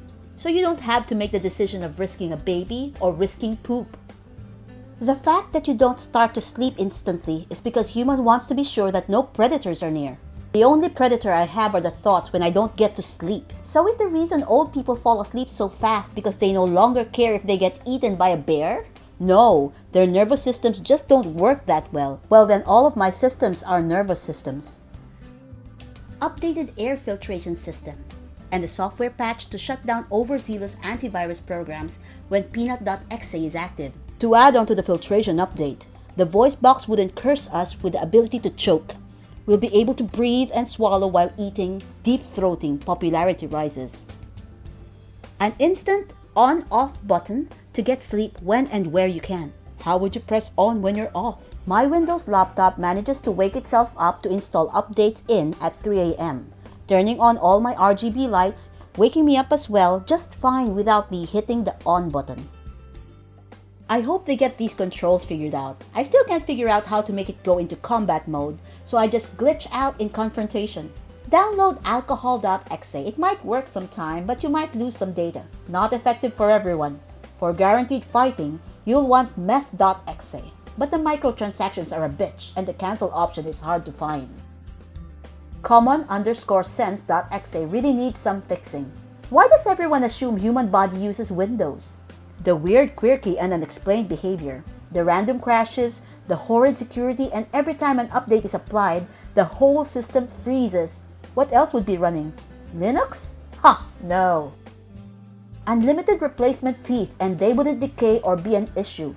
Yes, I have a fear of dentists. And no, I don't care. I just destroyed multiple industries and professions. Same man. I have a lot of crowns and went through a couple of root canals, but I'm still getting anxious and scared of going into treatments. It's the worst phobia in the world. Yeah, getting one set of replacement teeth only is rough. At very least, we should get a third set around 50 to see us into our later years. That feels like a big update, like a Speck of Human Body 2.0. Yeah, 1.0 was a total cash grab, front-end upgrades only possible as an add-on purchase, and back-end maintenance depending on insurance policy. I hope 1.1 is more complete with a better-looking interface and less back-end bugs in general. In many regions, back-end maintenance is included in the standard membership fee. It's not really a hardware issue, more like an issue with your supplier. Antivirus, and hopefully updated common sense. We have antivirus. It is just slow and imprecise. Needs a serious update to get way better at detection with less false positives. The problem with common sense isn't as much a need for update as the frequent failure to install it by the build and setup committee. And the common habit of destroying it is using the party function. Even when some of the BS committee try to install common sense, they modify it or damage it on installation, resulting in worse performance than the lack of installation or installation of the proper intact version. Changelog. Eyes can now fake photographs. Dreams no longer immediately disappear upon waking up. Body is able to regulate internal temperature. Telepathy has been added. Sleep requirement has been reduced from 8 hours a day to 3 hours a day. Mate, it's 1.1, not 6.0. All of those are backwards compatible. Depression and anxiety bugs fixed. I'll buy 2 copies for all platforms. Hey, we said a body upgrade, not Skyrim. Faster metabolism. Custom metabolism so you can choose fast or slow. Alcohol companies hate him. Learn how to get drunk on just 1 glass with this one little adjustment. Better knees. His. I only have so many snow seasons left in mine. Yes, I'm still bitter about lockdown ruining what was gonna be an amazing late spring shred fest. Wings. It's V1.1, only bug fixes and optimizations. You're asking for an API change. XD. What bugs need to be fixed? The desire to die in the middle of the air that too many people are experiencing. There's no leftover pee. Once you're done, you're done. No shakeage required. And when there's pee, it comes out in a single straight stream every time. Can you rethink butthole location and functionality whilst you're at it? Appendix has been removed. This is a legacy piece remaining from a feature not longer available to users, which has caused a lot of bugs. Actually, the appendix does have functions. A new thing for me, almost worthy. By the way, what is it with people linking every explanation on YouTube? Less sleep required. Telekinesis so I don't have to get up. Better memory so I don't forget what I was saying quite as often. Also, gills. Because underwater adventure potential. That's great, but crap, I forgot what I was going to say. This isn't beta? How did this half a design get through to development and market? Come on. This is like EA presents The Human. Yeah, our lower extremities are still being rewritten from grasping to movement specialization. Not to mention the fact that there's practically a 0 chance of a successful reboot after a system crash, which can happen in more ways than I can count. Some without any warning. The ability to naturally digest plastic. We're all gonna unknowingly eat a lot of microplastics in the future. And the ability to poop it out like a 3D printer. Check out this cool new figurine I designed. I just pulled it out of my ass last night. Lucid dreaming at will. Better organization of memories. Libido can be turned off, on at will. Eyes can take pictures. Teeth can be regrown. Reduced ego. Immunity to cancer. More common sense. Increased visual spectrum. Ability to predetermine waking time before falling asleep. Stop with the teeth! What's new in version 1.1? Anterior cruciate ligament ACL size increased. This should fix common issues users report experiencing with tears and injuries. Fixed an issue with impacts to the side hitting exposed portions of the liver. Liver now resides entirely within the rib cage. Penis size variance decreased by 20%. Female genitalia has been redesigned for greater simplicity and ease of use. Parameters fat gain and fat loss have been readjusted to better suit current user habits. New feature, poop shut off. Option, ginger has been removed. Do I get to keep using my avatar if it's ginger?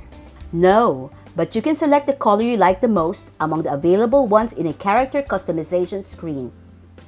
Birthing a baby would be as easy as throwing a pin down a well, because version 1.0's process is long and hideous. It hurts like a knife-wielding. It rips your minge so bad that your pooper and your fanny become one. Then you're left with this helpless creature that needs constant attention, but you're already tired as. Then to top it off, you're left with a permanent wizard sleeve and a leaky snatch. Bonza, you're not ambitious enough. Ovaries should be a plug-in option like USB slot, and babies need to be grown in outside wombs so women can go work and not be physically hindered during pregnancy and birth. Good point. However, let's ditch the USB cord. Wi-Fi cordless all the way. Why are wisdom teeth still a thing? They are basically a bug in the design. A young child with adult teeth would be scary. Leftover code.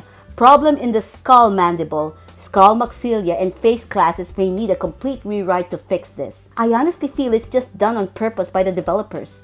That way we need to get an update and maintenance later on.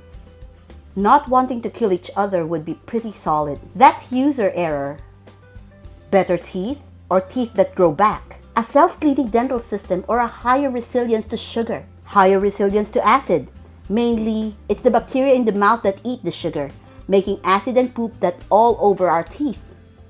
Increased orgasm length and intensity. Females now orgasm more reliably. Voluntary menstruation. Humans now manufacture vitamin C themselves. Human eyes now have nerves behind the light receptors. Inner ear hair cells now regenerate. Gray hair no longer occurs. Aging rate halved. Longevity is approximately doubled. Appetite now better linked to body weight. Some voluntary control of body temperature allows faster metabolism when losing weight. Baldness no longer occurs. Asian skin now default, and mild tan always present for lower rate of skin aging. Built-in immunity to wart viruses, HIV, mumps, rubella, tetanus, malaria, measles, coronavirus, and flu. Multiple p53 enzymes give most complete immunity to cancer. Skin no longer scars. Limbs now regrow. VO2 max is now doubled. Muscles now more responsive to exercise. Spinal column nerve now regrows if cut. Head-up display status for all vitamins, minerals, blood viscosity, and immune system operation. Pain is now less disabling. Previous build had this turned up too high. No more going to another room but then forgetting what you went to the other room for. Sleeping too much and then waking up even more tired. Now a thing of the past.